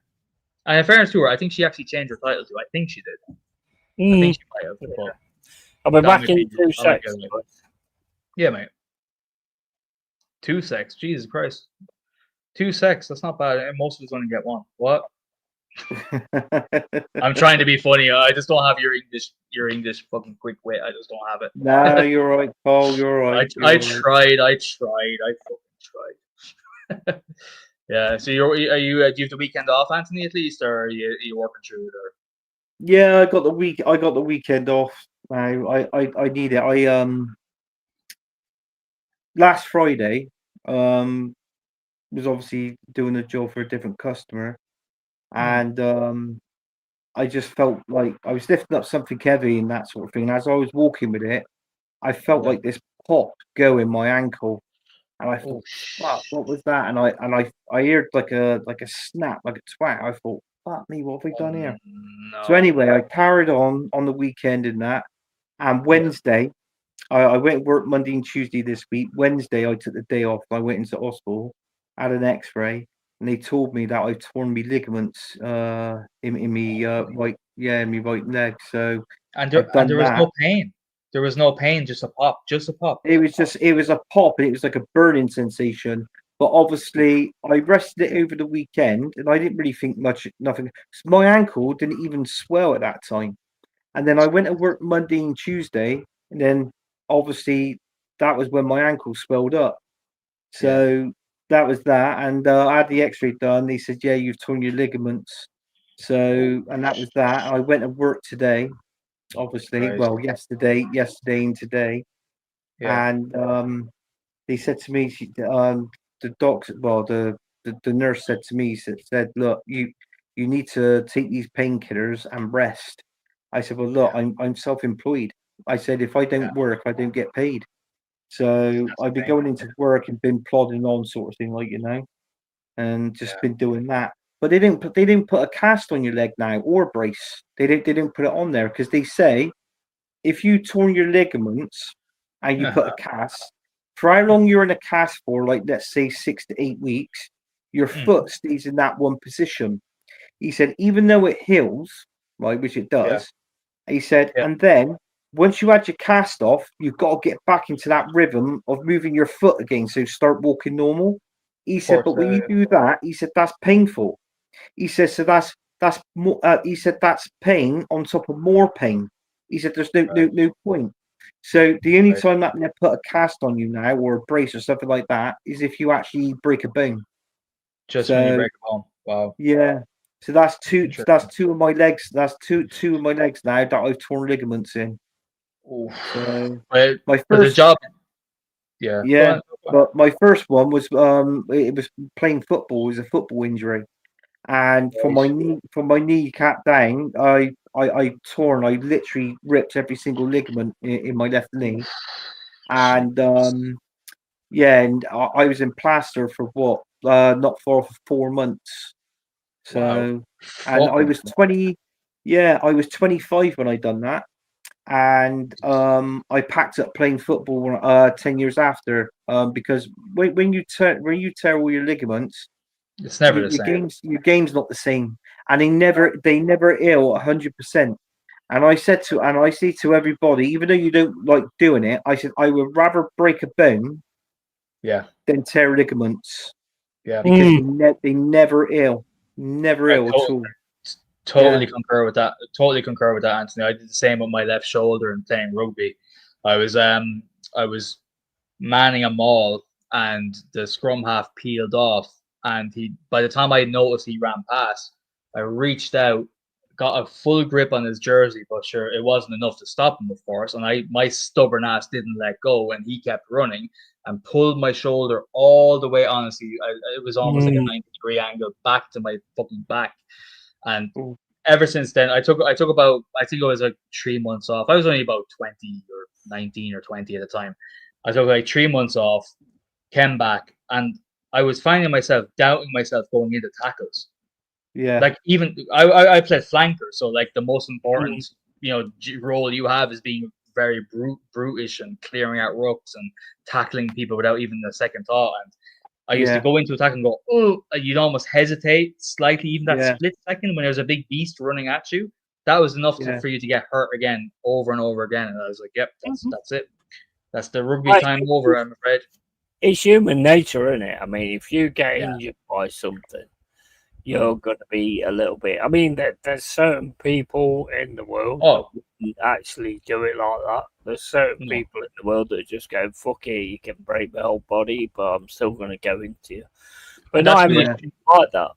But I mean, we see when you see MMA fighters, and you think you walk around thinking you're a tough guy, right? And then you see MMA fighters who break their arm. Like you see, like Minotauro Nogueira get his arm snapped by Frank Mir. Anderson Silva flap his leg from a leg kick checked by Chris Weidman. His leg goes in the air. They come back and fight, mate. If that was me, I'd be honest with you. I don't take chip, but Chris Weidman on their second fight after Chris Weidman knocked him out in the first fight, and the second fight, Silva versus Weidman 2. Silva was throwing really hard leg kicks, which he never did really before. He thrown, I'd say, the third or fourth one. Chris checked it perfectly, and his leg. You've seen it, I'm sure. It's the most horrible thing I've ever seen in sports. I took a year off watching MMA from that because it traumatized me. It's just ridiculous. And what's crazy is that Chris Weidman, years later, fighting Uriah Hall, had his leg broke from a check kick as well. That's what I was. That's the one I was on about. Then his leg basically just. Snapped. Stop! Yeah. Horrible. But the thing is, those guys, all of those guys that I mentioned, went on to fight like 6 more times in the UFC, the top level competition. I'd never fight again if that happened to me. I'd be like, I'm done. Fuck this. That is just insane. I mean, and the thing is that really brings you into reality is the way they take that. Animals. And they're just going, I'm done. I can't fight anymore. But finally on the MMA note, even do you remember when Conor McGregor's leg snapped against Dustin Poirier in the third fight? Yeah. He took a step back. His legs absolutely folded. It was horrible, and he perches himself up against the octagon. Dustin's getting interviewed, and Conor's making sure, shouting with his leg fucking broke without any painkillers. Make sure that's a doctor stoppage. It's a doctor stoppage. It's a fucking doctor stoppage. It's not a TKO. It's a doctor stoppage. And he starts going, "Your wife is in me DMs, baby," and all that sort of shit. He's there roaring abuse. Like, mate, if I was lying on the floor with my leg broke, I'd be fucking screaming like a fucking all of it. I think all of us would. Mate. These lads are that's why I have so much respect for those lads. They are the real alpha males of the world, man. They are 100%. 100%. 100%. Big up Jez, big up Yeti and panel and chat. Big up Jez, mate. Big up Jez. I've just gone to the toilet. Unfortunately, I'm human, so I have to go for a piss every now and then. Arteta got Anthony. Big up DJ Crane. Come back in. Big up, man. Mr. Pipe says it's like those videos of people saving dogs. I've adopted 2 stray puppies that were abandoned near my farm. I needed 2 and to bring them home. If I was filming, I could even pick them up. Yeah. This is the thing that I always have an issue with. It's like, right, believe it or not, I do good things for people. Yeah. I don't video it or anything like that. I do good things for certain people, but I don't video it. When you start videoing it and putting it out there, are you really doing it for them or are you actually doing it for yourself? That's my biggest gripe. For themselves. That's what I think, personally. Mm-hmm. No, it's got to be, isn't it? It's got to be. Yeah. Why do you need to put it on a video? Why do you need to put it on a TikTok to give a homeless guy a sandwich? Because you're doing it for yourself. You're not doing it for anybody else. Yeah. And I see it so many times in these YouTubers and all that kind of stuff. Oh, look at me giving this guy a sandwich. And I always say in the comments, I say, well, why don't you just give him a sandwich and not video it? Yeah. Because it's about you. It's not about him. I hate that. I don't like that shit at all. I do not like that shit at all. No. I suppose in one way they do it to make them look like that. Obviously, they're a good person. This is the point. Well, this is the point. If you're a good Anthony, I've said for ages, if you're a good person, it will show. Yeah. If it don't show and you have to actually put it out there that you are a good person, then you're probably not a good person. You're not a good person. No. I've always said that. That's one of my mantras. Yeah, yeah. No, that's fair enough. I think exactly the same. If you have to keep telling someone you're a good person, then you're probably not. That's all. Yeah. Because they would see it. And as I've said right from the start of doing this YouTube channel, don't listen to what they say, watch what they do. Yeah. Because the thing is, we can all say anything. But what you do is ingrained in who you are. When you are, yeah. You can't change that. You can if you can to a certain point if you're a con artist or whatever. But most normal people cannot change who they are, and they will show their true fucking form eventually. Yeah, that's true. That's true. And there's too many people on here that turn around and go like, "Oh, I'm not bothered about this, or I'm not bothered about super chats. I'm not bothered about this, that, and the other." They're full of shit. Full of shit. I'm just saying it right. I mean, yeah. From the very beginning of me doing this, I've said it the way it is, and the way I see it, and the way that I want to do it. And I've never relinquished on that at all.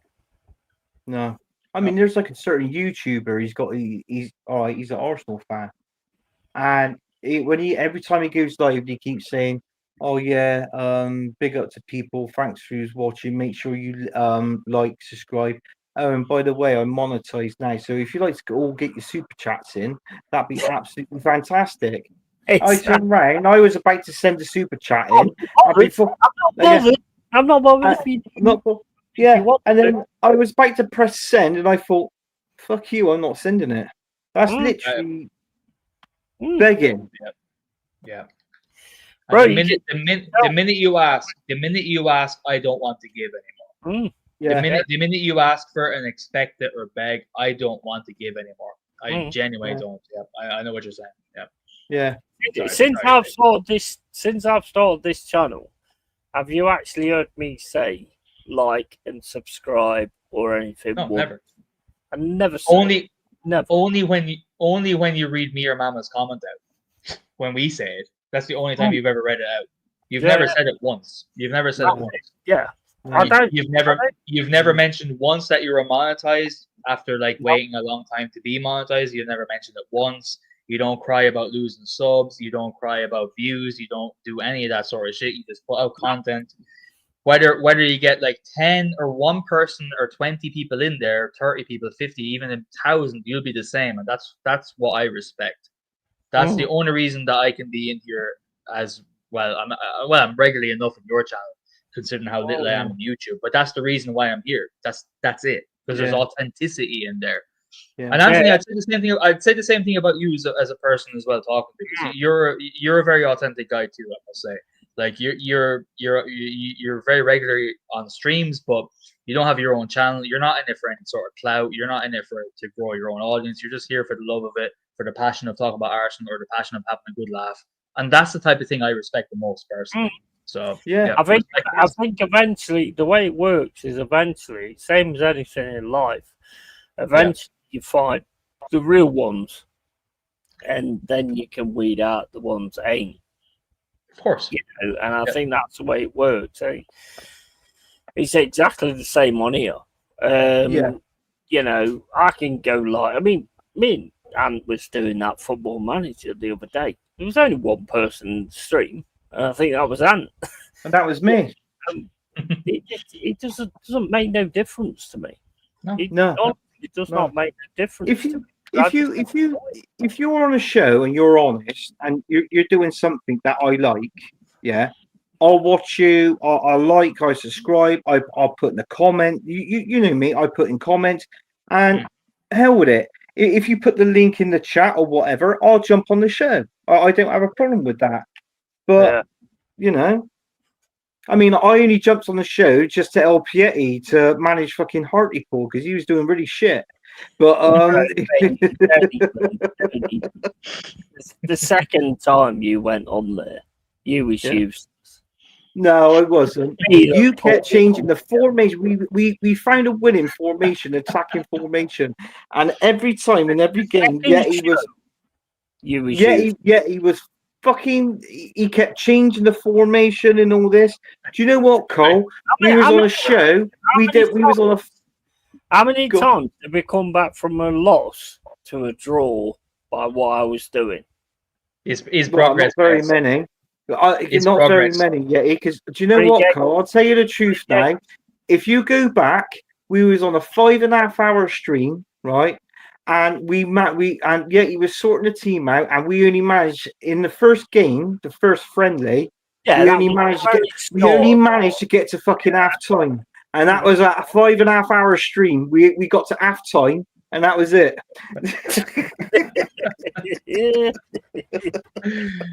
You guys, what happened was, like, when we first started it, right? I played Barnet in a friendly. We lost 5-0 because I had this thing that I was going on with the friendlies because it was working in the friendlies. So I kept it. Because I should know better than that because I played Football Manager for a long time. And you can do great in the friendlies with a formation, but then as soon as you get into the game, you get walloped. And then I went to like this 4-2 diamond shape. I was actually looking at that before you said anything, you prick. No, you did that to the stream. It's on stream. It's on the stream. Yes, I got evidence. Yeah, he was filming it, and he stuck it on fucking social media as well. And he was like, "Anthony, you're my fucking hero." He's on different platforms. Yeah, we work very well. We work very well together. Let's just put it like that. Let's not just say that you were this and you and I were this. But in the second stream that we did, I was the fucking main man because the changes I made when we was losing gave us a draw. You go together as well as Arteta and set piece coach, guys. Very good guys. Exactly. Just show them the light bulb. Just show next time you're having difficulty in Football Manager, just wave a light bulb at your monitor. What you need to concentrate on, Anthony, is we haven't been sacked as quick as Jazz has. Well, this is true. And Jez did say that he was getting sacked in the morning, but 8 games, is it 8 games into the league now? And we're still there? Yeah. But there's only 2 there's only 2 wins, so we're 6 points basically away from the playoffs. Yeah. By the way, that's a great series. By the way, guys, just saying, like the 2EE being like doing a football manager thing. Keep that as a series. That'd be hilarious. That'd be hilarious. I do enjoy it. Do it. It's fun. Yeah, I do enjoy it. And then when we lose, I say, "Fucking hell, Yeti, that's your fault." He just goes quiet, basically. I mean, and to be fair, we haven't really lost that much when I've actually come up with something. No, we haven't. No, different, to be honest. So even Low Star London is saying, "Yeah, he knows his shit. Anthony's stupid." oh fuck, Lone Star. Do you know what? He's a fan of mine. He's a fan of mine, and he was actually in the comments earlier, and I was going to jump on earlier, but I had to quickly do something, and came on, and yet he was discussing Tampax, wasn't he, earlier in the show? And what I was actually going to say, I wonder if Lone Star uses Tampax. That was what I was going to. You know, I was actually going to say it at the right time, but you reminded me of that when you said Lone Star. Well, he seems to have this big thing against you at the minute. Let's cover some of this chat. Big up Yeti panel and chat. Big up Jezza. Arteta got Anthony, and the only thing Yeti cries about are wars of text. Yeah, they do them in the Discord. I hate walls of text. Yeah, you've hated that since day one. I remember that my first time in your channel. Yeah, when you started going like you were having a go at anyone who commented paragraph to you. You went mental at it. I remember that even back in the day. Yeah. Yeah. To me, I mean, this is my personal point of view. I think it shows a lack of intelligence because it's like if you have to do a wall of text in something that I can say in 5 words, then there's something wrong with you. And in that wall of text, you're second guessing yourself. And that's why you keep it going. And that's why it's a massive thing. Whereas I can just say one thing or, you know, that's just my personal point of view. Always has been. Because the thing is, if I'm reading the wall of text, I'm like I'm asleep by the fucking 3rd word. But what if it's something that's like a complex issue though? Because not everything can be summarized in 4 or 5 words. Like, say if it was like a deep, because like I feel aggressed right now because I take a long time to say shit. So I do a verbal wall of text, right? So in my head, like I have to cover like everything that's in my brain so you understand fully, because I have a hatred of being misunderstood. So I say everything so you can't get it. But that's like assuming that somebody's not understanding what you're saying. Oh, that's literally what it is. 100% of my part. Yeah, when I say it, yeah, because I'm always afraid that someone's not going to understand what I mean and lose the nuance just in case. And I don't want you to think I'm this type of person because I'm not. And this, I always want to make it very clear what I say is what I say. So maybe that's the text form of it. I think people do that maybe for that reason. Doesn't mean we're stupid, mate. Well, no, I wouldn't say it's stupid, but I just think. Well, you did. You said it's a lack of intelligence. You said it was a lack of intelligence. I did. No, wait, hold on. I do look at it like that because it's you'll turn around to me and you'll like send a text saying, "Oh, yeah, it's like a brick wall," and then the thing is, I have an issue with it's like a brick wall. A brick wall is like a brick made of bricks. You know what I mean? And it's like, well, I didn't need to. Yeah. I already worked out.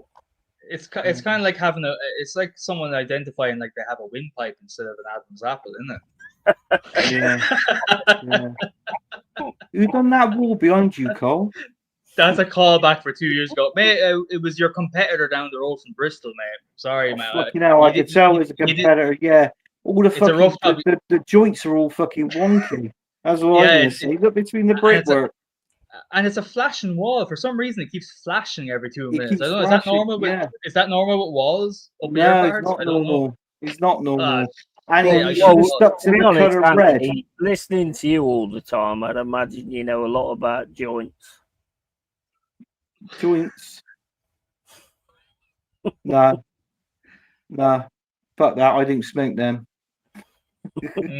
By the way, actually, speaking of that, can you? I cannot handle weed at all. I cannot. I've tried so many times. I can't Used do it. to back in the day. Yeah. I think, Cole, I'll be honest with you, I can't stand the smell of it. Oh, me neither. I hate it. I hate the absolutely hate smell it. of it. Yeah. Yeah. It makes me sick. It makes Yeah, me it makes me sick. Yeah. Yeah.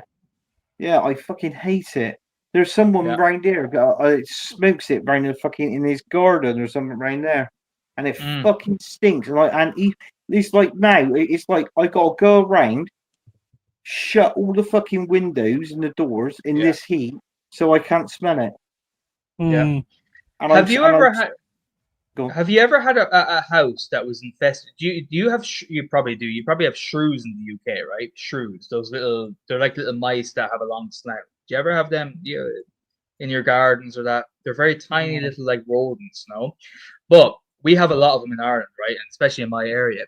And they love to come into your house and like hide out in the behind the walls. And when they piss, Anthony and Yeti, it smells like that mixed with cat piss. It smells like someone smoking the strongest joint. It literally smells the exact same with cat piss. Anyone have shrews, they know what I'm talking about. It's horrible. We the last gaff we were in had fucking shrews. We had a massive infestation of them, and it literally like we'd have a house inspection from the landlord, and they'd be like, "Lads, are you smoking weed inside?" Like, no, it's fucking shrews, mate. There's a little trivial fact. There's a little trivial fact for y'all. Shrew piss is weed. But I mean, like when I had rats, fucking hell, that was insane. Yeah, that was rough, rats, and that was like for a good 2 months because I kept hearing the bin keep going up the top of the bin. Never even thought anything about it. Just thought, bro, am I actually putting this bin on, or am I actually leaving it off? And he just kept flying off there, and I could hear it, and it kept happening. So I started putting it back on again, and I had no idea what was going on. Didn't know there was a great big hole inside the fucking wall to invite me, to be honest. And then there was that time towards the end when I went downstairs, and I could hear something rustling around in the bag, and I was kicking the fuck out of everything that was in that room. And then the fucking toilet went off. I was just like, oh, so you're using my fucking toilet now as well? Fuck you, yeah. Honestly, mate, honestly, if anybody had listened to the way that I was losing my shit that night, I would have been in an asylum. I was absolutely losing it because I could hear them rustling around and stuff like that. Mate, I was on a different planet. I was right. Well, it's like here when he built these houses. You know, this was a giant plot of land. It was like fields and trees and stuff like that. So obviously they got the building company obviously bought the land, built the houses up, and all that. And with the animals, because obviously it disturbed their habitat and all that. But you think of it, I wake up outside, wake up and I look outside out my window. I've got reindeer outside my house, and it's like so many different wildlife. And I was a smoker back then. I was standing outside the front of my house by the front door. I was smoking a fag, and I felt something touch my leg, and it was dark. And I thought, what the fuck is that? I looked down. It was a badger. So I'm a badger, and I'm thinking, right, one or two things are going to happen. Either he's going to walk off, or I'm going to kiss goodbye to my fucking leg. One of the two, because once they're vicious mind badgers, and I'm there, and I'm fucking. Well, I might as well say my fucking ass was going like that, and I'm thinking, Jesus, what? Right, what? And he's there looking at me, and he's making these weird noises, and I'm thinking, fucking hell. And I thought, no, I'm just going to stay still, and I'm going to let him go. And eventually, he did walk off, and I thought, thank you for that. But it's nice to see a bit of wildlife. Class. Yeah. Oh yeah. I mean, you got badgers running at your house. Yeah, we got awesome. Yeah, that's awesome. Yeah, we got reindeer. We got badger. Badgers are fucking of the bear family. Like they fuck you up. If you you know, there's a lot of people. Do you ever see this online, guys? You know, when someone asks like some random person a question on the street, like a tall Jack guy or something like that. Oh, do you think you could take on a wolf? I'm not even going to go to the deep end yet. I'm just going to say, would you be able to take on a wolf? And the guy's like, yeah, I think, you know, if I double jabbed him and, you know, I got his back and stuff, yeah, I think I could take a wolf out, right? People have fucking no clue what wildlife is. No, we are these soft bags of nothing that are integrated with technology, and we rely on fucking drinking alcohol and smoking our stupid electronic dick cigarette, and we have no idea. A badger, honestly, mate, a badger would fuck you up. Of course, This is turning into a Joe Rogan podcast. I just talked it in real time while I'm speaking. It's literally turned into a Joe Rogan podcast. Bro, there's actually people out there that will turn around and go, oh, I have a major thing, like with the way to handle a bear. You know, just like hold your hand on its foot, on its head, and it won't get nowhere near you. Mate, it's like it will just knock your fucking arm out of the socket, you prat. I apologize if I've told this story before, and if my wife is listening, I hope she's not, because I've told this story so many times. When I went to Canada, my uncle lived in Canada, far up north, and he was like a trapper hunter type guy. He left France in the 80s, blah blah blah. And I visited him when I was 16, and I thought I was a big lad. You know, I had a knife. I was like, I'll go wander by myself. You know, and they only have black bears in the region. They didn't even have grizzlies. Anyway, I was fishing for a while. I went on a walk. I said, I'll go explore for a bit. I went on a walk down the little kind of gnarly trail that was there.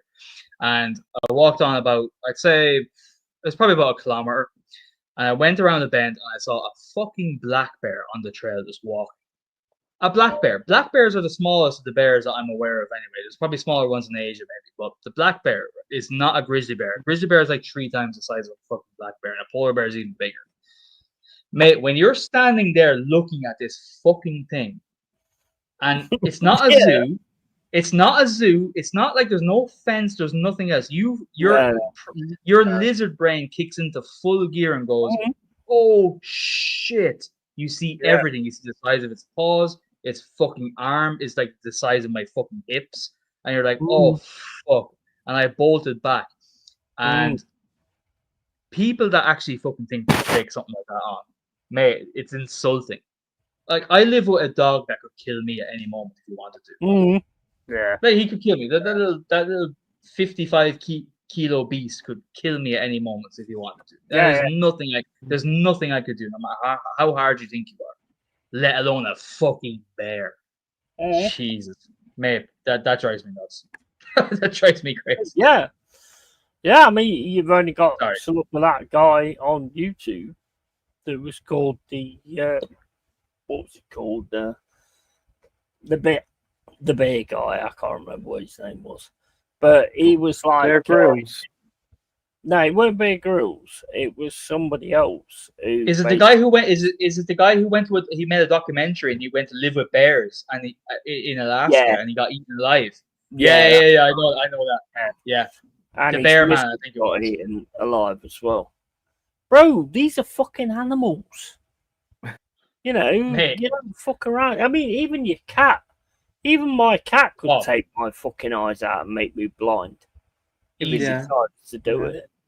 Yeah. Easy. There is one person that actually fought a wolf, and I don't know how true this story is, but you know the old Leicester City manager, Nigel Pearson? If you can Google it, apparently he fought a wolf. And it tells it, and it's honestly, and apparently it says that there's some parts saying that the story is true, and there's some of and then when you read down, there's other parts saying the story is true, but it's not 100% accurate. So do you know what I mean? But honestly, you could Google it and read it. It Nigel Pearson. Okay. Yeah, but the thing is with a wolf, it's not like it's going to be clever with its attack. It's going to have like a load of other wolves with it. Yeah. You know, they're not stupid. But they don't. you're right. Yeah, but even if it came down to it 1-on-1 with any breed of wolf, I'm not even talking about the Arctic wolf. I'm talking about any breed of wolf, even the small ones from Asia. They'd fucking kill you, mate. That you're done. They would. You be there. Hold on. You be there. You be there in your Yoel Romero stance, like that, hoping for the best, thinking that you're Liam Neeson in that fucking film, that thing will go straight for your sack and latch onto it and will not let go until your bollocks are fucking 10 feet in the air. And then by the time you have a second to even realize that, he's on your fucking arm. And you can't fight that when there's 4-inch teeth into your fucking tendons. You can't move. You're done. It's done. I've gotten bit. I have scars on my left elbow from being attacked by a dog when I was young. I told you the story before, mate. When a dog latches onto you, this wasn't even a fucking big dog. This is a domesticated dog. Bit me, mate. You can't move. You just can't move. You're done. You're absolutely he told done. me that. Fuck Nigel Pearce. He told me.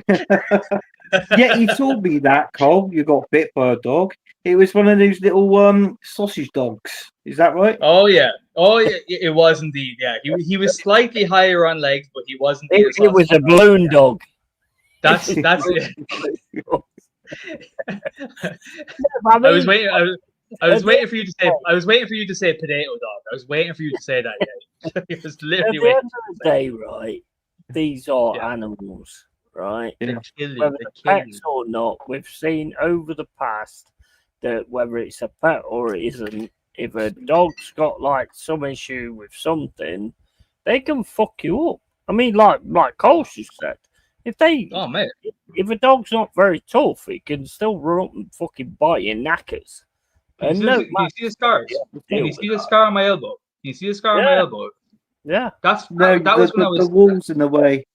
My competitor's wall was in the way. Then I couldn't see it. Yeah, it was blocking out. Can you see the hole in my elbow? Just see if I. Can you see it there? Yeah. There. See the shine? Yeah.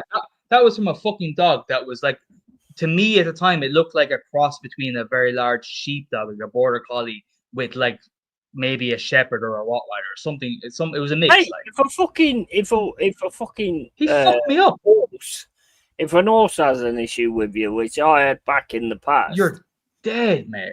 Headbutts you fucking know it. They kick out horses. By an horse. I got by an horse. Did you? Yeah, man, they have got such a fucking hard head. Because I was just like stroking it and all this, that, and the other. They just lifted its head straight under my fucking chin. Fucking bat knocked me out. Fucking hell. You told me that on that day you was on the magic mushrooms and it was a unicorn. That's what you told me, Yeti. Well, it was the horn that absolutely knocked me out, obviously. Yeah. Give him the horn. At least I wouldn't do what you would have done with the horse and been on the back of it and fucking giving it one. No, I tell you what, Yeti, I still don't want to borrow your DVD of what's it called, Animal Farm. Fuck that, no. I don't want to... We go back to this shit again. Oh my god. Bro, that video will only come out when I get 1 million subscribers. And I'll bring out that video. I just want the chicken, round 1. Bro, the chicken lost. I'm the daddy. I'm just. You're proper hard, yeah. We know that, man. The chicken couldn't stand a chance against you. We know that, man. Yeah, but I just grabbed it and said, "Who's the daddy?" and smacked its arse, and that was the end of that. I think there might have been an egg come out at some point. I don't know where that came from because my dick was in the rest of it. Oh God! My God, dude. God! So you're a daddy, Yeti.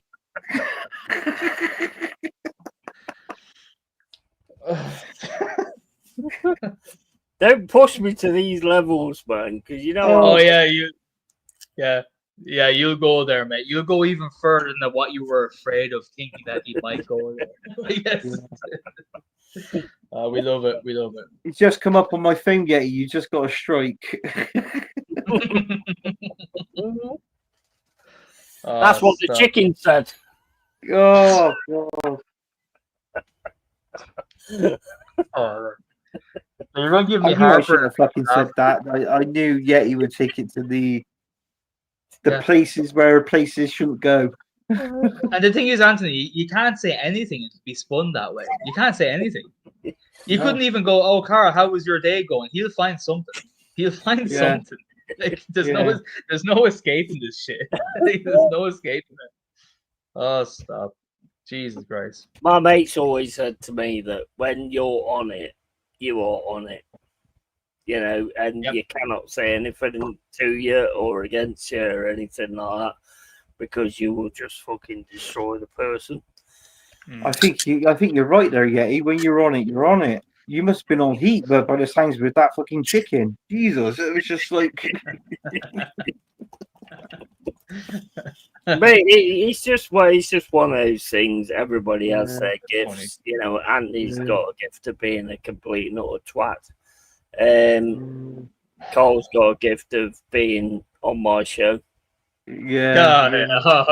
That's almost. I'm waiting for that to come out. Is that coming out on Amazon? That was almost worse. He said about me there. Yeah. My greatest gift is being on this show. Cool. I think that's coming soon to Amazon. Clarkson's farm is now being taken over by Yeti's farm. That's what that is. You missed one there. You almost had Clarkson's farm. Clarkson's farm could have been the other one. Yeah, which is my new name apparently. Stephanie said, "I'm back. How many beers did I miss?" Yeah, missed any. I certainly haven't missed any. 40, 45. This is what this shit's all about. You know. Yeah, shooting the shit, having a bit of a laugh. Who cares? We have a laugh. You know, yeah. I mean, people come in. Arsenal Rashi, big up to you, man. Coming in, big up to you, bro. You want to come on here, you can, but it's going to be about anything. It's not just going to be about your failure of a club. It's going to be about all different things. You know, we rip each other, and you know, and we're thick-skinned guys, so we just rip each other. You know, and that's how it goes. Yep. If you can't handle that, get back in your crash and play with your fucking little beach ball. You should put the link out just in case, if it's expired. Just for anyone that might want to on. Yeah, fair enough. Fucking hell. Sorry, mate. Jesus, I'm trying to help. You don't control me. You didn't pin it, so I couldn't fucking see it, mate. You didn't pin it. How do I pin it? No, I mean, do you know the way when you click comments, like, you know where you're usually clicking comments? Mm-hmm. If you click the one that was linked, I would have seen it, but I didn't see it. So I just said I'd remind you. How do you actually pin a link? Oh, pinning a comment. Do that. Well, I could do it for you, probably. Hold on. Go on then.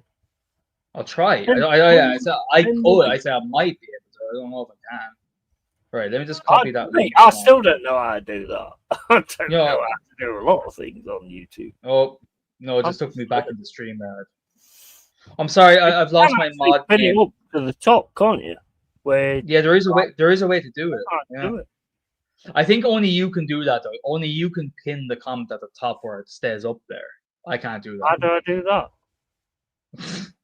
Maybe right click on, say, the StreamYard link that you just put in. And does it say pin or anything? No. No, it says fucking learn how to use YouTube, you fucking dickhead. Hey, by the way, I'm not the fucking YouTuber here. What the fuck do I know? Sorry, man. I mean me. Yeah. No, I know. I mean, you know, if you actually sort of go live on YouTube instead of like using StreamYard, I think then you can sort of pin links and all that kind of stuff. Because like doing my other channel, it's asking me to wait 24 hours before I can go live, but it's going live on YouTube. I don't know how to do any of that. And I tell you, right, I'm gonna go into this now. I'm gonna go into this. The one thing that pisses me off, right, all these YouTubers that know what they're doing. Not one of them turns around to you and says, "This is how you do this. This is how you do this. This is how." I mean, I'm not saying that they should do that, but not one of them does that and says, "Oh, this is how you get monetized. This is how you do the ads. This is that and the other." And that to me just says that you're a wanker. You know? Because I'm an engineer, I'm a PC engineer and all that kind of stuff. Most of this shit, I don't do no programming or anything like that bollocks. Is your other channel up and running? Yeah.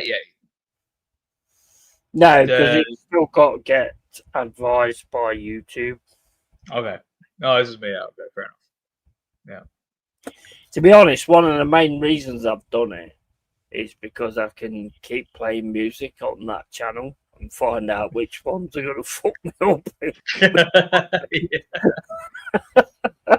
Because that's the good thing about having a YouTube channel that's not actually monetized or anything.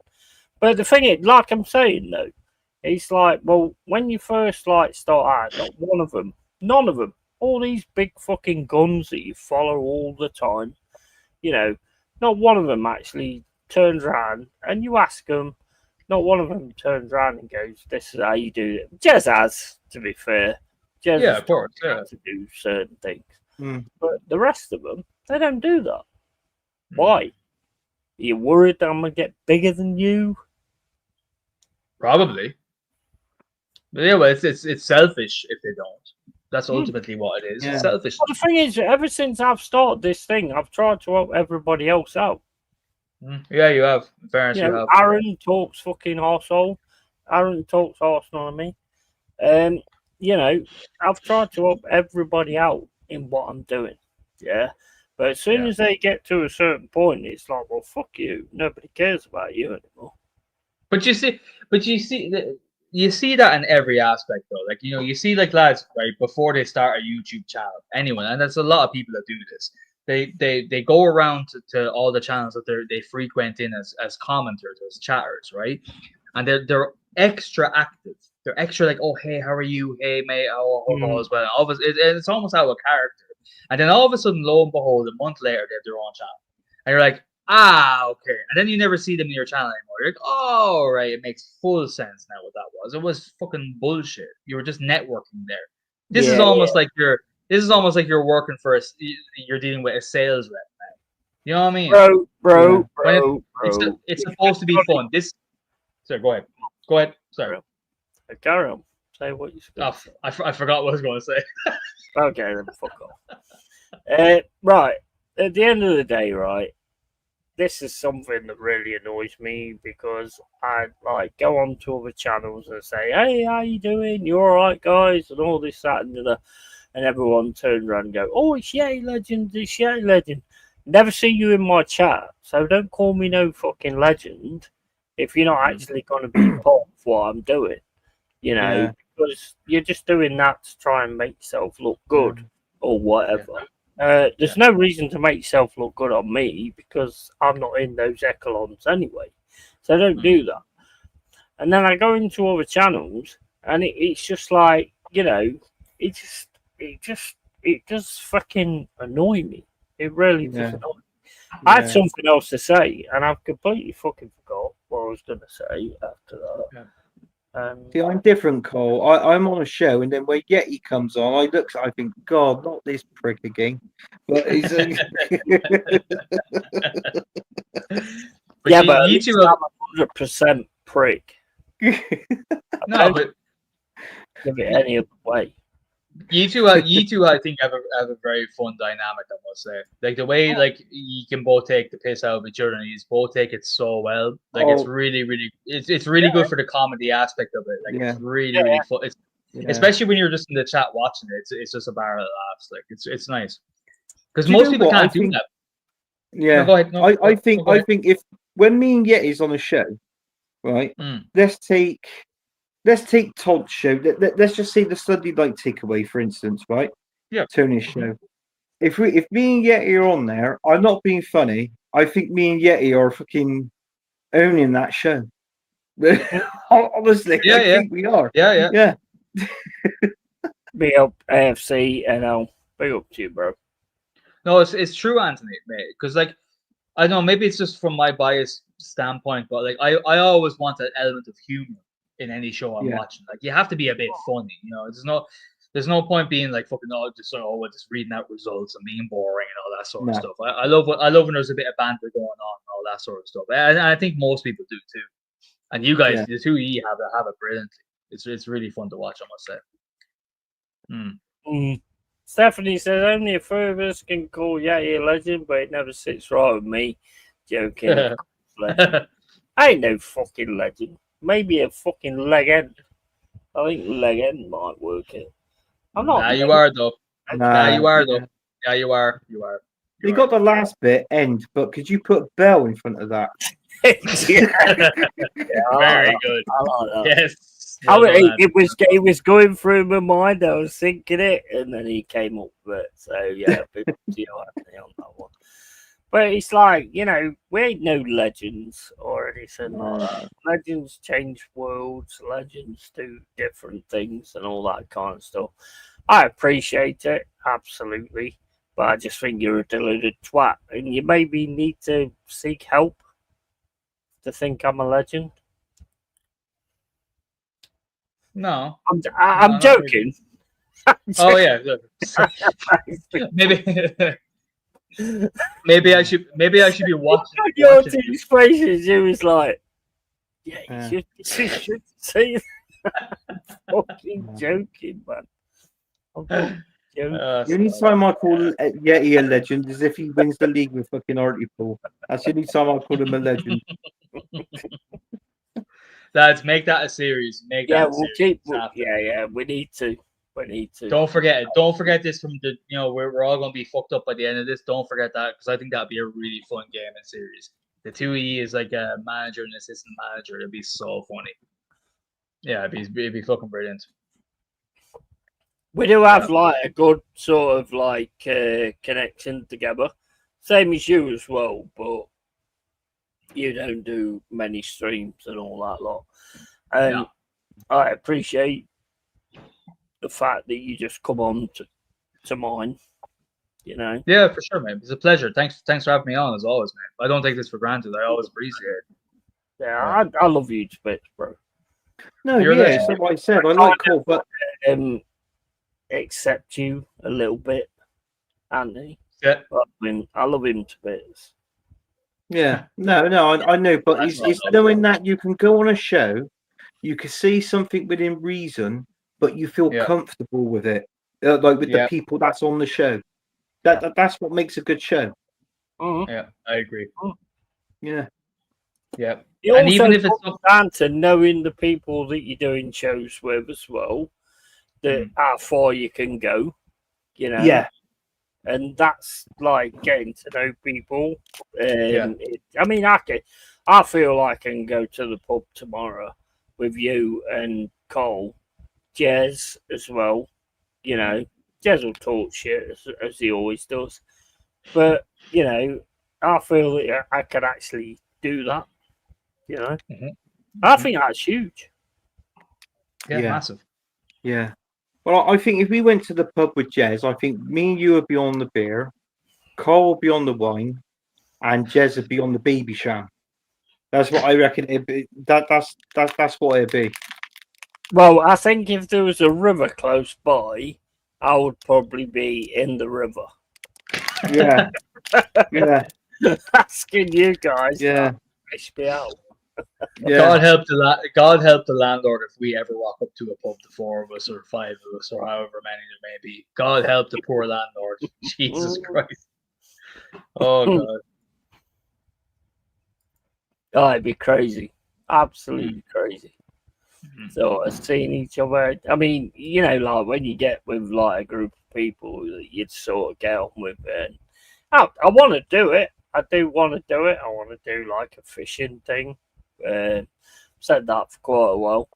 We're going to do like a live fishing thing where we're all together. And just catching everything and me not catching fuck all because I never do. Oh, you've got to watch that, Yeti. Do you remember Ozzy Osbourne, the program, The Osbournes? Oh yeah, I remember that. Yeah. You know, that was brilliant. I was watching. You could watch them Fast. on YouTube. You could honestly, you could watch them. I was watching one the other night, and they went fishing, and Ozzy's there. He's casting out. He's fishing. He's going like he's running it in, right? And he's caught one beforehand, and he went, "It's the same fucking fish." Right? And he's throwing it back. And he's catching the same one.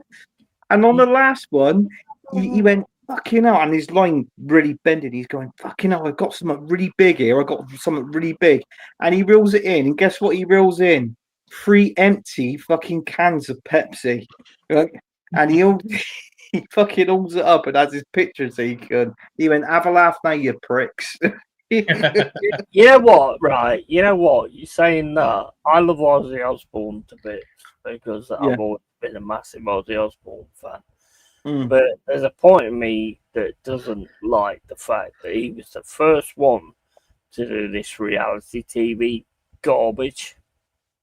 And then all of a sudden the reality TV just took over everybody and nobody's got a real life. They're all stuck on fucking take it up the arse, Kardashians and all that kind of stuff. And, you know, I mean, I love the guy. I mean, I think he was fucking brilliant, but him doing that, just like... I wouldn't put that on Ozzy, mate. Like when that show started, he wasn't even fucking there mentally. I think it was more on Sharon. He weren't. Yeah, I think it probably was. Yeah. But I get your point though. Yeah, I get your point. Like it kickstarted. Was he were they the first to do it? Actually, it's the earliest memory I think it was. I'm pretty sure the Osbourne was the first reality TV. Yeah. What does everybody think in the chat? But I'm sure Ozzy Osbourne was like the first reality. I think he was. He was, but it was so brilliant. It was so funny. It was so funny. I can remember when he was telling the story, Cole, and he said, "Oh, yeah, mate." He said, "I had a party around my house." He said, "I had all my friends and all that," and he said, "Oh, we said we're all on, we're all taking cocaine," and he goes, and suddenly he said, out of nowhere, the alarm was going off, and he thought it was the police. And he jumps up out of his chair and he shouted like, "Shit, it's a fucking raid," right? And he went, so me and the mate, he said, I grabbed all of the ball of coke and he went, I ran to the bathroom into the toilet and he said I was just going to chuck it down the toilet. He said, I wasn't going to chuck it down the toilet. He said, it's fucking good coke, this. So he said, we're all fucking like this, like snooping up in the bathroom and all that. Christ. And it turned out it wasn't the police. It was the fucking alarm for his house. It was going off. Oh man, but there were so many funny moments with that. Like, I mean, even do you ever see when they got this new like I don't know, it was like a TV internet system or something, and he was trying to control it on the iPad. And like the camera would just capture him for like 10 minutes, just struggling with this iPad, trying to figure it out. And he just turned at the end and just shout, "Jack! Jack!" as loud as he could. The sun comes down. It's like, yeah, mate, you just tick that button there. He's like, all right. Can he continue on with his day? Like, yeah, oh man. Yeah, the biggest thing with Ozzy Osbourne is like if you turn around, if you've got a kid and you go, don't take drugs, don't drink alcohol, they're going to go, well, Ozzy Osbourne did that, and look how where he is now. Yeah. You know what I mean? Because he is a walking phenomenon.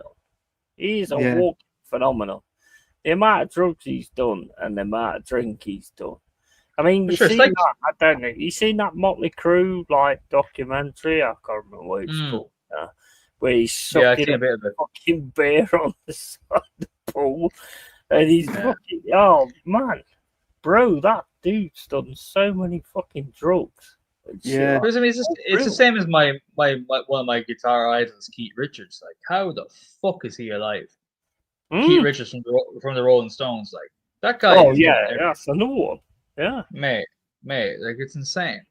It's absolutely insane. But if I ever had a kid, and he was saying like, "Yeah, I can do drugs because like look at Ozzy Osbourne, look at Keith Richards." Like, yeah, you do realize that's the 0.0001% of people with reptilian blood that can somehow survive this shit. Like, nah. I think there's certain people. It's the same with anything, and it was same with like the jab for the COVID bollocks. It's that certain people react in a certain way, and I've always said my whole life that how can you have one vaccine that suits everybody? You can't, because we all have different diets, we all do different things, we all have different, and we've seen it, and people have died from it, and all that kind of stuff. And it's like, and that was always my big key point on not having the vaccine. Well, my key point was just looking at it and going, you know what, I've got an immune system. And my immune system kicks the arse of everything. It always has, always will. Yeah. You know, we was born with that. Yeah, you're a Yeti for Christ's sake. Nothing can kill you, man. Yeah, got that. Yeah. The thing is, like, if you look at like insects and all the shit that's been created in this planet, they're created and they can fucking keep going on certain things. So humans was obviously created in the same way, you know, and the immune system was built in a certain way where you could get, yes, there might be new things come up if they make those shit up. But basically what it was flu. And everybody went, oh, I've got to fucking have a jab because if I don't have a jab, then I'm going to kill everybody on my planet. You didn't give no fuck about anybody else. You just give a fuck about yourself. And when it came to like going on holiday, it's like, well, I've got to have a jab because I'm going on holiday. So that's about yourself. So don't fucking play this game where you're saying you're doing it for everybody else, because you weren't doing it for nobody else. You were doing it for your fucking self. Don't play that fucking game. Yeah. You know? I've took it a little bit dark there. Oh no, not at all, mate. Not at all. Not at all. Oh, sorry, I thought you were about to read the comments. I've been going quiet at the worst times all night tonight. Fucking hell.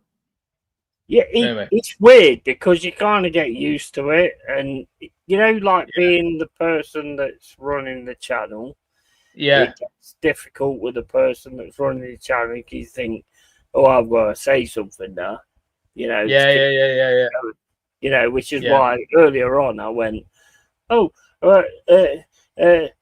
what's Arsenal doing? You know what I mean? And you have to sort of like just fucking go for something else to keep shit going. And because I'm always really conscious. I really try not to cut people off because I know everyone like. And the thing is, like, you know, I think me and you, we're often in sync with our headphones anyway. But like sometimes when you have guests on, like, you know, if you think you're not cutting someone off when I speak. For example, if I interject, say quickly, I don't think I'm cutting someone off, but their audio might be a bit different and it might be slightly delayed. And then you can see them, they're halfway through a sentence and it looks like I've cut them off. But in my head, I feel like a dickhead when I do that. So tonight I'm being extra conscious. And also, I think this heat is making me so fucking sluggish. My brain is fried, not to mention the wine I'm drinking too. Personally, right, don't worry about that.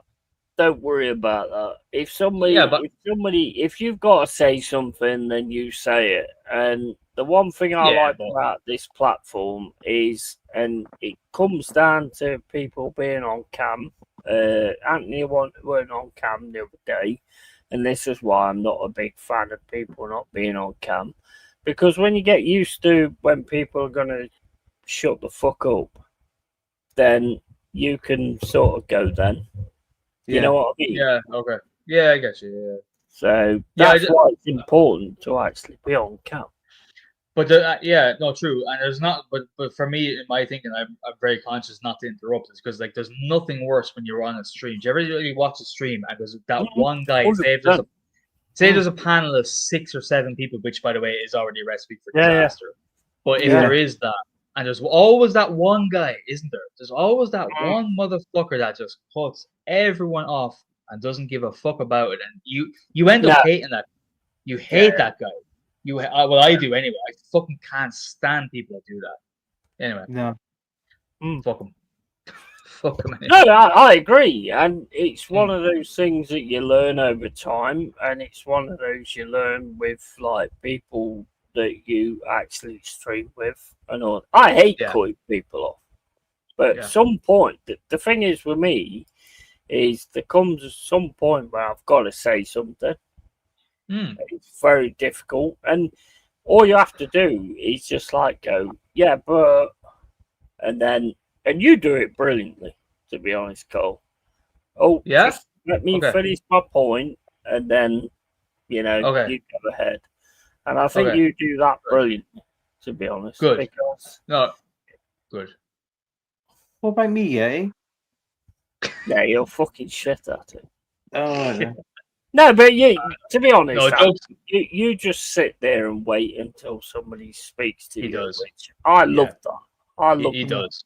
Yeah, he does. You don't want like a big rambling thing where you're talking and Cole's talking and I'm talking at the same time. Yeah. That's not interesting for the chat. No. I mean, I've been in a chat with that. And I'm like, who the fuck? What the fuck? I've been on a show when somebody's done that. Yeah.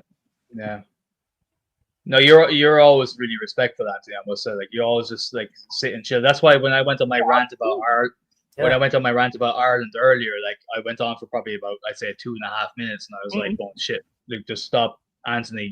Please go. You know, please say something." Because like, I think that's the way it should be. You know, some people might I love the fact that you turn around and go, "Oh, I've talked so much." Yeah. Somebody else go over.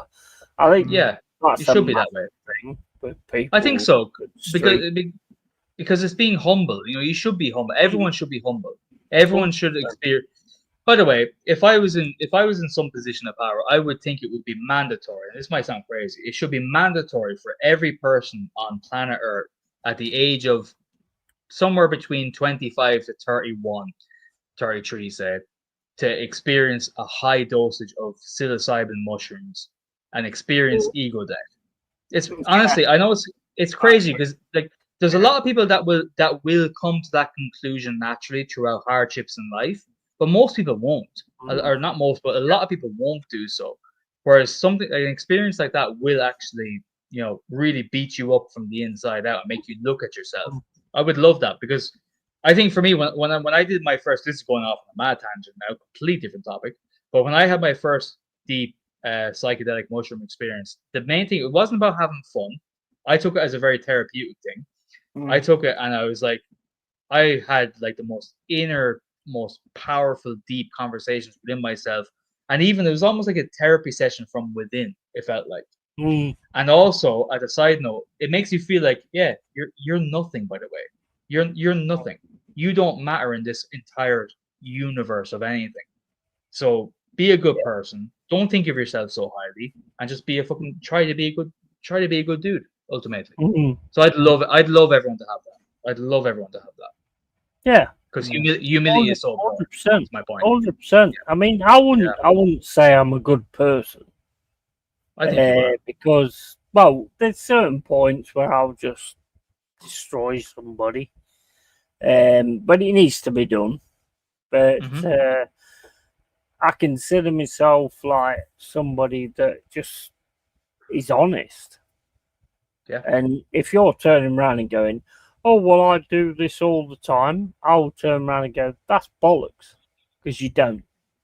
You know, and I don't know if that makes you a good person or what, or that makes you. To me, it's important to me to be real. You know, if somebody's on this stream talking absolute bollocks, then I'm gonna go, "You're talking bollocks." Yeah. You know, and that's the way I've always been. I've never been any different. I'm not going to be any different being on cam. You know, this cam thing, this thing that everybody goes, "Oh, I can't be on cam. I'm not interested." That's bollocks. It doesn't mean shit. You know, because that's showing who you actually are. I'll tell you why. Important. I'll tell you why I think you're a good person, right? It's not just about being real. It's about the fact that you're able to be real in a hostile setting, but also in a love setting as well. You can shower someone who deserves it with a lot of nice things to say and say really nice things to people and help them and build them up. I've seen it. We've all seen it. I'm sure Anthony's seen it too. But also, you're not afraid to go in on someone when needs be too. That for me it's my own personalized metric, what I value, but that's what I value as a human, in a human, should I say. And from my metric, that's what makes a good person. That's what makes a good person. So I would say you absolutely are. No homo. Oh no, I don't agree with that, Cole. That's 100%. All right. God forbid the French guy shows a bit of emotion.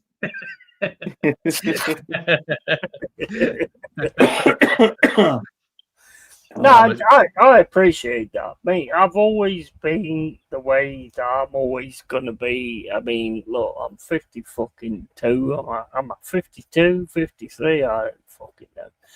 I was born in 1973, but I've still got those like major sort of values about me, regardless whether I'm doing this or whatever, And I've always got those values about me. And it's just like, you can't get rid of those values. They're the kind of things that can't go. The only thing that can go is what you're allowed to go. And then all of a sudden you go like, oh, fucking hell. I don't know, fucking tranny Tampax is selling. Oh, let me jump on that fucking subscription. No, if you're a genuine person, you're a genuine person, and it will show. And I said to you guys right from the start, right? Don't watch what people say. Watch what they do. I said that right from the fucking start. And you look now, and you can see that I'm absolutely right in that respect. Because what you say, you can say anything. I can turn around now and say, "Oh, I was in the RAF, I was in Vietnam, and all that kind of stuff," But then you've got to keep that fucking lie going, and a lot of people cannot keep that lie going. If you're going to be a liar, you've got to keep that lie going. And I pride myself in the fact that I've never lied. I've never said anything on stream or anywhere else that's not real, And I have no idea what else to say. Over to you. You said it all, mate. Well, I know for a fact you're not a liar, Yeti. That time when I was on the stream and you said you actually busted a nut over Susan Boyle. That was 100% true. Like, that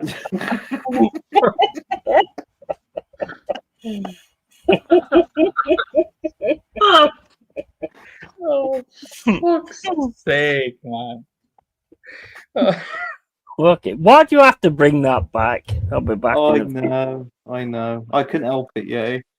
Oh, he's fucked off. He's fucked off, Cole. I'm not gonna be much help because I'm dying you laughing. Just reminded me that was a good busted nut, so I left. Do it again.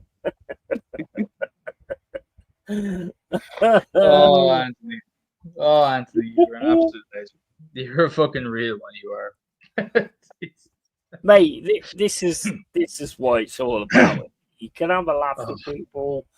I mean, they can have a go at me. You have a go at me. I'll have a go back, and all that kind of stuff. That's how you find good, genuine people. I mean, it's like I look at Anthony, and it's like I wonder why he's not in like a retard hospital.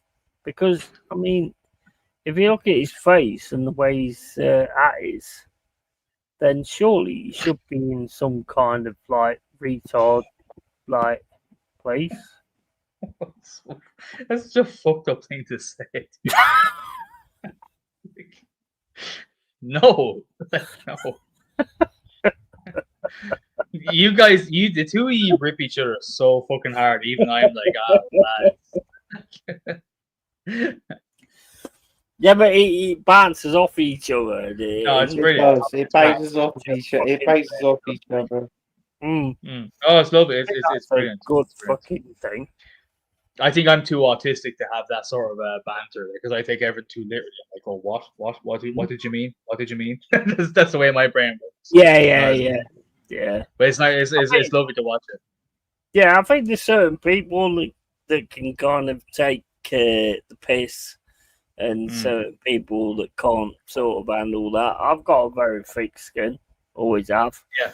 Same as that. It's got a very thick head, you know. And that's just the way it works. you can at some points, Cole. Being honest with you, when I catch it, can take something a little bit in the wrong way. Oh yeah, I'm an angry cunt. Like, oh sorry, yeah, I'm an angry fucker. Yeah, for sure. Don't worry about it, mate. Jess said "cunt" 4 times the other day on the stream, so don't worry about that. Fair enough to see. So it's so part of my lingo. Like it's not even a curse word to me when I say it. But yeah, no, for sure. But when I'm on stream with you, like I know, like everything's in good heart. Like I wouldn't take that in bad here. But in private conversation, oh yeah, no, I can slip. I flip very very quick with certain things for sure. Oh yeah, no, I'm a hothead. I mean, anyone who used to pay attention, to me and like say. Back when I was more active as a modder and like Lee's chat and different other chats, like I used to fucking fly off the handle at people. Like it's not good. You know, it doesn't make me a hard man doing it on fucking screen, but yeah, no, I'm quick tempered as the adults say, I suppose. That's what I have. Yeah. Well, it's like a 53-year-old guy. I was exactly the same as you when I was your age, and it just. There's no point in it, mate. No, and the older I'm getting personally, like you know, the less I am that way, which is great. You know, it's ultimately very good. You know, I'm getting much calmer. Look, when I look back, I don't regret. I have no regrets. Personally, I don't want to turn this into a fucking therapy session, by the way, but I have no regrets over being that way because I mean, look, I'm not saying I grew up in the most fucking rough environment on planet Earth, but where I did grow up, I had a lot of like, you know, tough things to deal with. And that's what basically made me deal with and survive it, was being that, I suppose, quick to act and somewhat aggressive, I guess. So it served me well back in the day, but you need to know when to let go of that instinct, I suppose. Yeah. No hope. Oh, do you find though, because this is what I found back in the day, right? You got it. No, someone else. I've never experienced that. Yeah, he's a prick all the time. Yeah, well, mate, I work on it. Mum told me, find what you're good at and keep going with it. So I'm just doing what Mum said. But the thing is, I mean, do you find like sort of being like that? Because I did, like when I was like your age. You've got friends around you that like go, oh, we can do what we like because he'll deal with it, because that's what I had. Oh yeah, but not at my age. Not at my I do not at my age now because I'm 33. Not now, not anymore. But back when I was 16, 17, 18, 19, 20, 21, and maybe even younger beyond that. Yeah, for sure. Yeah, always. You'd be around. Yeah. I had a good sense of character most of my life, but obviously when you're younger, your brain is less developed, so you made a lot of mistakes. And I would be certainly around people that would be like, yeah, they start trouble. We've talked about it before, yeah. I'll say it in front of everyone, but like, you know, you'd be out in a bar, and you know, when you have a good kind of a street wiseness about yourself, like you have it, Anthony has it, I'm sure. I had it for sure.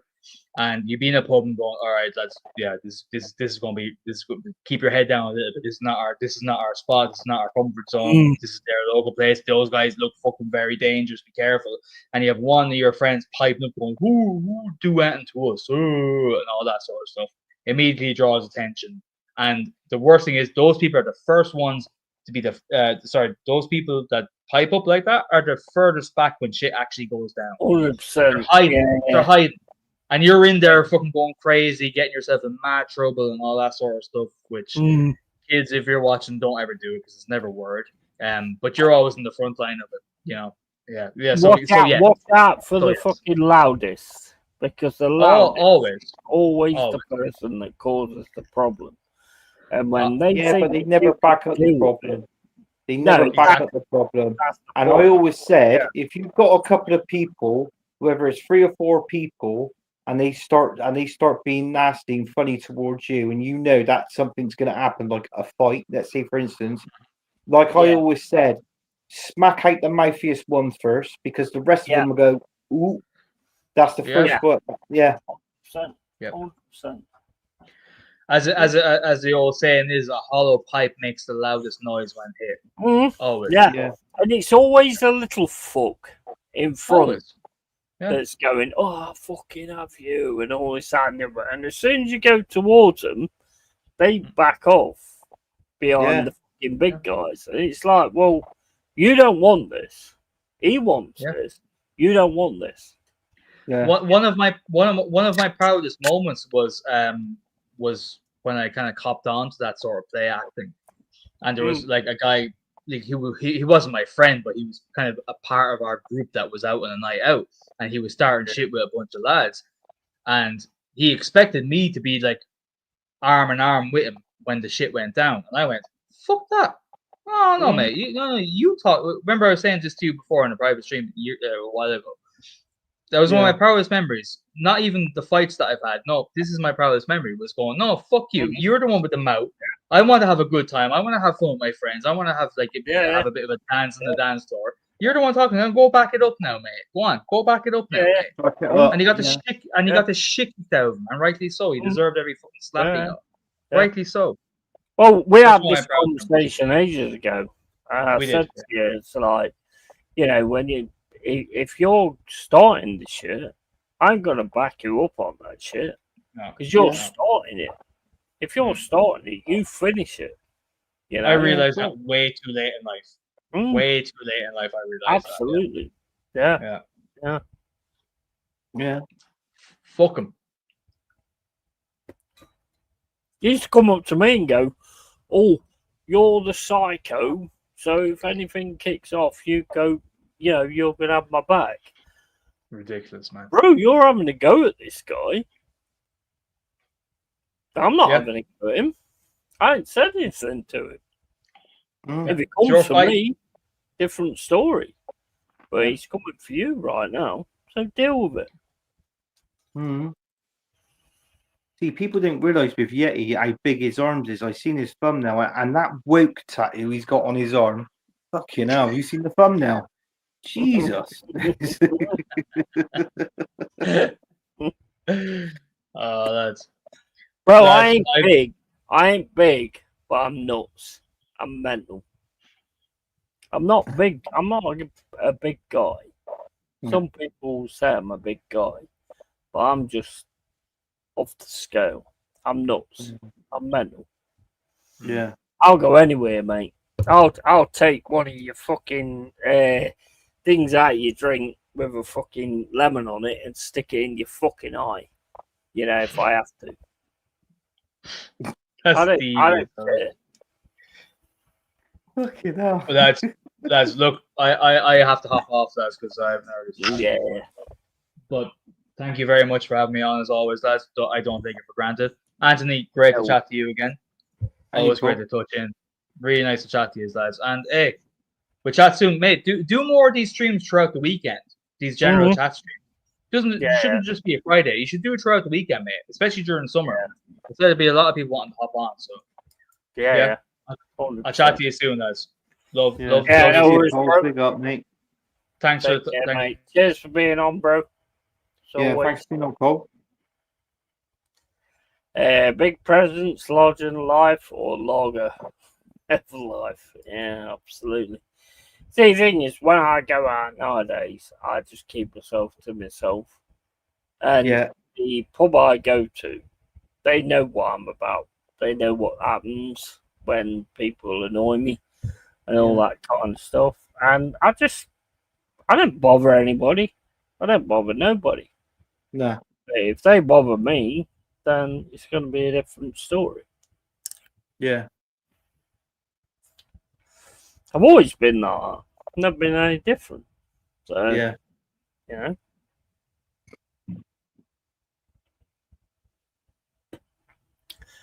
Right, we're going to cut this stream now anyway, because Anthony's got fucking, all he's got is yes and no answers. It reminds me of a fucking date I had years ago.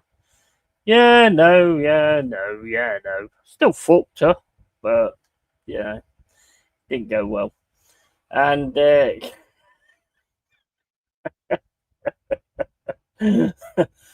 as always, guys, keep it real, keep it yay. Keep it Anthony. Yeah. Twat. But, yeah. Tatty fucking bye. See you later, guys. Hope you've enjoyed it. Catch you all later.